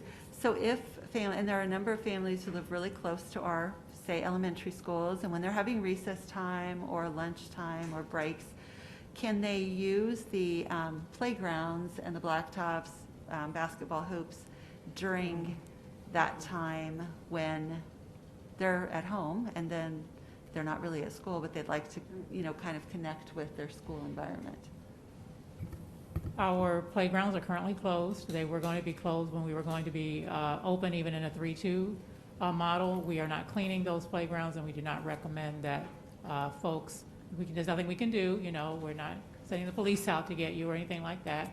But we're not recommending that they aren't being cleaned because we are not physically in school. Okay. But the blacktops, they could for just shooting basketball or something like that? Again, we're not going to send folks out. Our school buildings are closed to students at this time. We look forward to reopening them soon, but right now they're closed to folks. Okay, just needed to understand that. I think that's all I have, and I wish you all, I know tomorrow's going to be a really crazy busy day. I wish our families all the best as you work with your students and partner with the district on the education component. Utilize the phone numbers for the technology piece. I know that that's been a real concern for some folks, so thank you. Mr. Smith. This was really, really good to actually see the presentation. It answered a whole lot of questions for me. It was really easy to digest, and just to know that we have all those additional resources that have been provided for the students when they were in person still in place, that makes it a really, really solid educational opportunity for us to really stand up and lead the rest of the state on how we can do this and be successful with it. So I thank you all for your work. I didn't have any questions, but the comment is I feel really good about rolling this out tomorrow. So thank you. Thank you, Mr. Smith. Ms. Snipe? Not only because I can't remember. I know that the iPads are being rolled out, but there are probably still some students who don't have theirs yet. So just what is the plan for those students who don't have an iPad yet? That's one of the questions that I'm getting. Those students who have received a device from their school, we have lots of devices out there. For example, when you were coming up today, the students in the virtual school have a different device than the iPad. Students who need Wi-Fi connection, we have a limited number of I think they call them MiFis, that we can use, but we also Our research division made sure to understand how many students live in a household where somebody, because we have 30,000 out at this point, can utilize the hotspot aspect on the iPad. So if there is a sibling in the household that already has their iPad, they can use that. Our goal is to make sure that everybody is connected. We feel very strongly that we have enough with in between the hotspots of using the iPads and then the MiFis, the MiFis, then we should be able to have everybody connected. If you're hearing of people that aren't, you should just send those directly, and we will make sure if there's they should always go directly to their school first. That doesn't work, but typically going through their school, it's not a problem. Thank you. Dr. Holman. Thank you. Thank you all for a very thorough and comprehensive presentation. I know as a parent, I feel very relieved in seeing exactly what the school day will look like, and also just being aware of what the school day will look like for my daughter come tomorrow. I do have a couple of questions. The first one is related to gate services. Will those students that received gate services last year, and I don't know if recommendations were able to go out at the end of last year or not, but would those students still be receiving gate services this year during remote learning? Yes, we expect GATE to continue much as it would if we were face-to-face. They'll be able to still continue. Okay, so then those GATE teachers will just go, they'll just fit into the schedule like? Yes, Okay. yes. Typically on a regular face-to-face situation, they work with classroom teachers to fit into the schedule. They'll do the same thing. Since we're doing a full day remote, they'll be able to figure out the schedule in the same way. Perfect, thank you. My next question is regarding assessments. I can't remember at what point we actually take the first segment of MAP testing. Will we still be taking part in that this fall, or what that might look like? So at this time, our research office is currently working with the Nebraska Department of Education on that decision. Great, thank you. And then my last question is not necessarily about our students, but more in regards to our teachers. For those that are on evaluation cycles, what might that look like, and will that schedule still proceed as usual? Sorry you had to walk a great distance, Mr. Wakefield.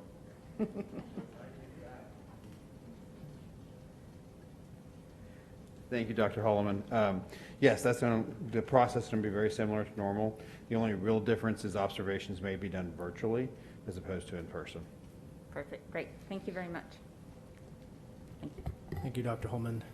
Any other questions? Mr. Perlman.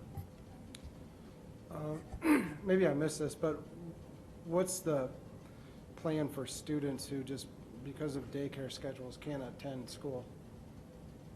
Like while it's ongoing? Mr. Perlman would work with those families on a case-by-case basis, like we did in the spring. Okay, my other question is, has the speed of the Wi-Fi or MiFi or whatever been tested yet to see if it's adequate across different spots in the city? The iPads that we deployed in the summertime, 2000, they were all over the city. We did not report any atypical issues with either speed or connectivity throughout the summer. Has an inquiry been done as to what effect it might have to have another 50,000 devices running video and streaming at the same time in the city? What we can see from other school districts that are 4, 5, 6, 10 times the size of ours is that they're obviously, when you have a lot of people on, it slows down all over, but there hasn't been anything, and we'll see. It's going to be one of those things where we're going to be able to understand how it's going to impact our city. Remember that we also have several other school districts that are working or doing part of their day remote, so it's not just the Omaha Public Schools, it's several others as well. So it won't just be us impacting that. And in addition, we also have people that are working from home, as well, all over, as opposed to people that were working directly at their brick and mortar jobs. Thank you. Any other questions? Well, thank you so, Mrs. Cracky. Just a comment. You've all just worked so hard in trying to get each of your pieces together. I can't imagine how much longer and longer you worked every day, because I know that that's what teachers do. They don't stop. They keep working. So I'm sure that you worked on Saturday and Sunday too, doing what you're doing, because I know that's what happens. But it's so complicated again. I go back to that word because there were so many intricacies for you to figure out here. And as we listen to it, when I said it's a whole new world, as a board member, it certainly is a whole new world. And I have to get with it or see some of these programs and see them in action so that I have a feeling of what I know is going on. So that's just for me, and I don't know if other board members, if they have a child in school, I think they're more up with it because they've gotten some of those communications that I wouldn't have gotten not being a parent. So that's why I'm so, it's just all complicated. I guess that's the big word today. I would tell you, Mrs. Cracky, that our kids today, the devices that we use, our phones, are designed for them. These companies design technology for kids to be able to navigate at a younger age because they know one day they will be the adult and they'll have to teach it to their kids. I want to thank everyone that presented on this, the staff people, and understand that this is a difficult position for everyone, but we are OPS proud, and I'm very proud of you all. Our board is very proud of you, and we're very proud of our superintendent for leading our state and our country, in my opinion, through this pandemic in education. Our next item on the agenda is, we're actually going to merge J2C and J2D together since it's simple on there. Every board member, you do have your packets, the policy updates, 3,000. Ooh, I did skip budget. I apologize. Okay. So let's go back to J2B, Budget and Audit Committee. Mrs. Goding. So we held a meeting last week and we had our auditors present. Typical meeting, one of the things that we talked about was the major programs that will be reviewed. So the CARES Act obviously put into effect some extra funds for the districts, and they'll be looking at those. They'll look at the child nutrition cluster of that and the Medicaid MAPS program. And then there may be some other things that they look at as well.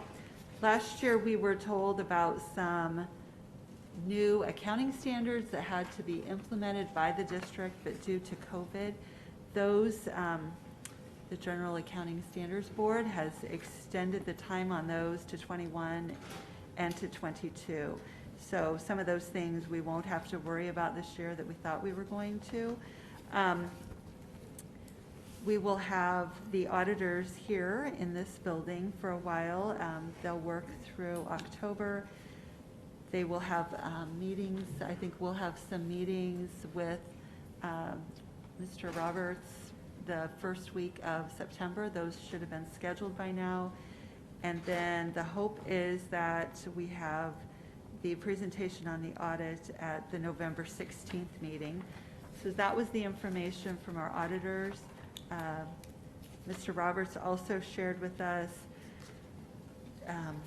the hope of, they won't know until the numbers are certified, so I don't want to, give anything out that, may be inaccurate. So we're waiting for numbers to be certified, and would hope that we would have favorable, we expect favorable budget versus actual expenses, partly due to the fact that we weren't in operation for a while. The status of all of the extra funds that we approved back in February, most of those are working toward being done. Tonight we approved a bunch of security items, so that would be part of that.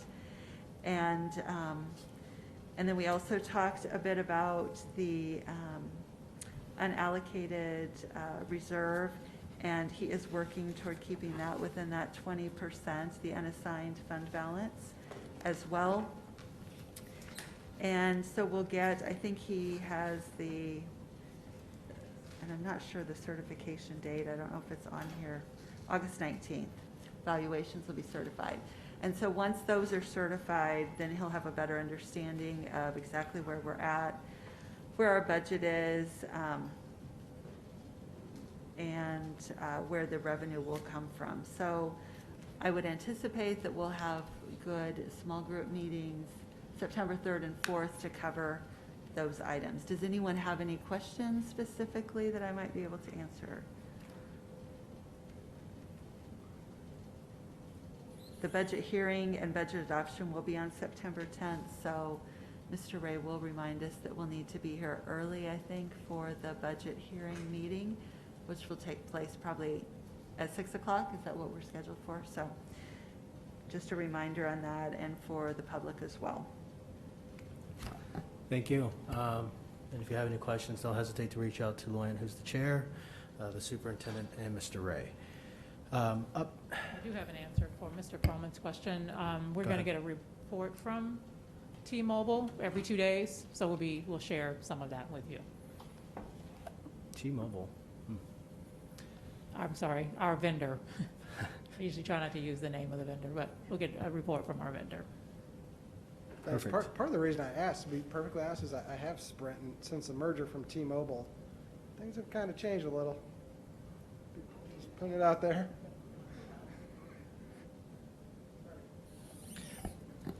Up next, we're going to, back onto the agenda, we're going to merge, we're just going to do these together, J2C and J2D, and I'm actually going to go,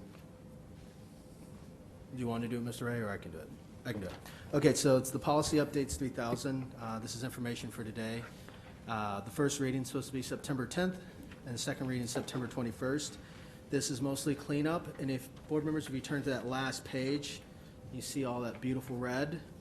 This is business operations. This is completely our sustainability and green, being a healthy green school district and environmentally friendly.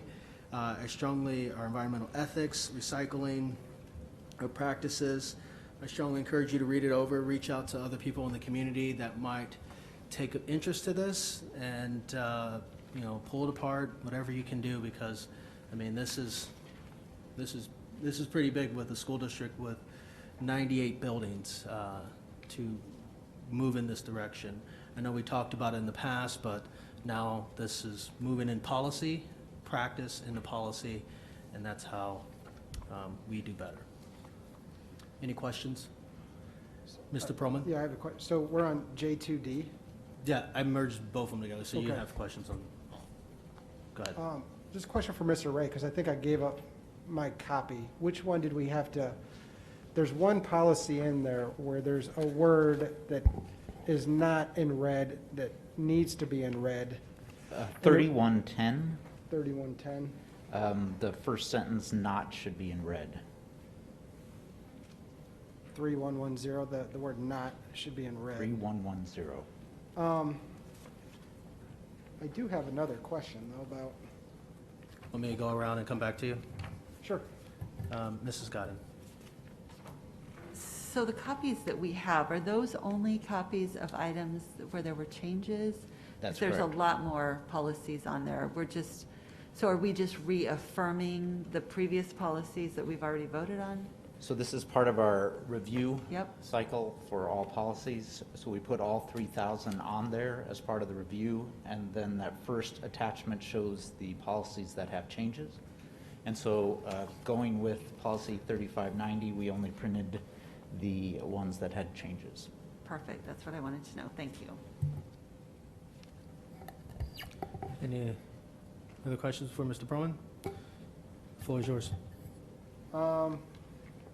Policy 3210. I would like to know, and I guess if we don't know off the top of anyone's head,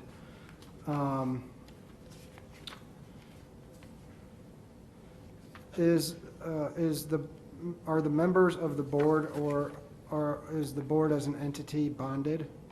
Because it's not really within my wheelhouse. I honestly don't even know what that means, but just wondering if the board is bonded. We get a little primer on that. Yes, you are bonded.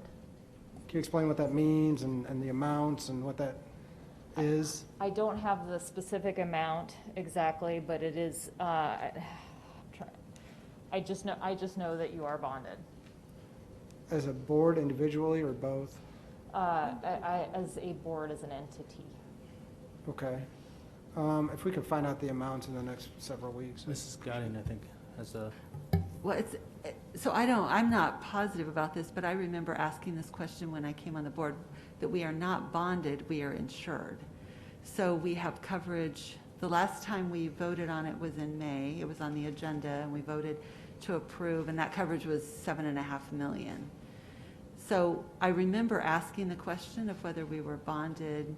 Bonding would have been too expensive or something, and so if we are, I would like to know the answer to that question. I do believe you are bonded. That is my understanding, but we will double check. Okay. That's my understanding, is that the board is bonded, but we can double check Okay. to get the details to you on that. And it provides that level of protection for the board, and it's important for a public entity to have that bonding. So. Okay. Yeah, and bonding is definitely different than insuring, and Yes, so. it is. And so when we get that amount, I'd like just a little, And I would like primer. And I would like clarification on whether we're bonded or insured. Ms. Nils, I believe you are both, but I could will. you get back to us on that? I appreciate Absolutely. it. Thank you. We can certainly do that. Any other questions? No. Alrighty. This is an information item, so I strongly encourage you to do your due diligence and get through this. And Dr. Holman. If I may, real quick. Yes, before- Mr. Ray. It's been mentioned a couple times about the connectivity in this boardroom. It is not connected to remote learning, it's connected to this room. It is not, I don't want anybody to think there is a connection. The IMS team has been working, just as the people that have presented have been working, and to connect a one-time outage in the boardroom to a whole system-wide effort to go virtual, it would not be accurate. In fact, IMS is working through the night and tomorrow morning to make sure that everything is working. So just want to not leave that hanging there. So thank you. And thank you, Mr. Ray. And I think the district will be working with some outside organizations to help us with our connectivity and stuff that we might need. So we have a lot of support in the community. Moving on, Dr. Holman. I move that the Board of Education go into closed session for the protection of the public interest and for the prevention of needless injury to the reputation of individuals, to discuss with the superintendent, secretary to the board, and legal counsel, legal advice, and negotiations. There's a motion to go into closed session by Dr. Holman. Is there a second? Second. Second by Mr. Smith. Mr. Ray, roll call, please. Snipe, Aye. Snow, Aye. Cassidy, Aye. Goding, Aye. Ballman, Aye. Cracky, Aye. Perlman, Aye. Smith. Aye. 8 ayes. Motion carries. Thank you, board members. Let me remind the board that the purpose of a closed session is for the protection of the public interest and for the prevention of needless injury to the reputation of individuals, to discuss with the superintendent, secretary to the board, and legal counsel. Legal advice and negotiations. Board members, will we be going to the fourth floor again, to the back hallway, through the back hallway, the last room. Let the record reflect that the board went into closed session at 8:44. Do you have a pen, Mark? Fourth floor? So do we have to go upstairs?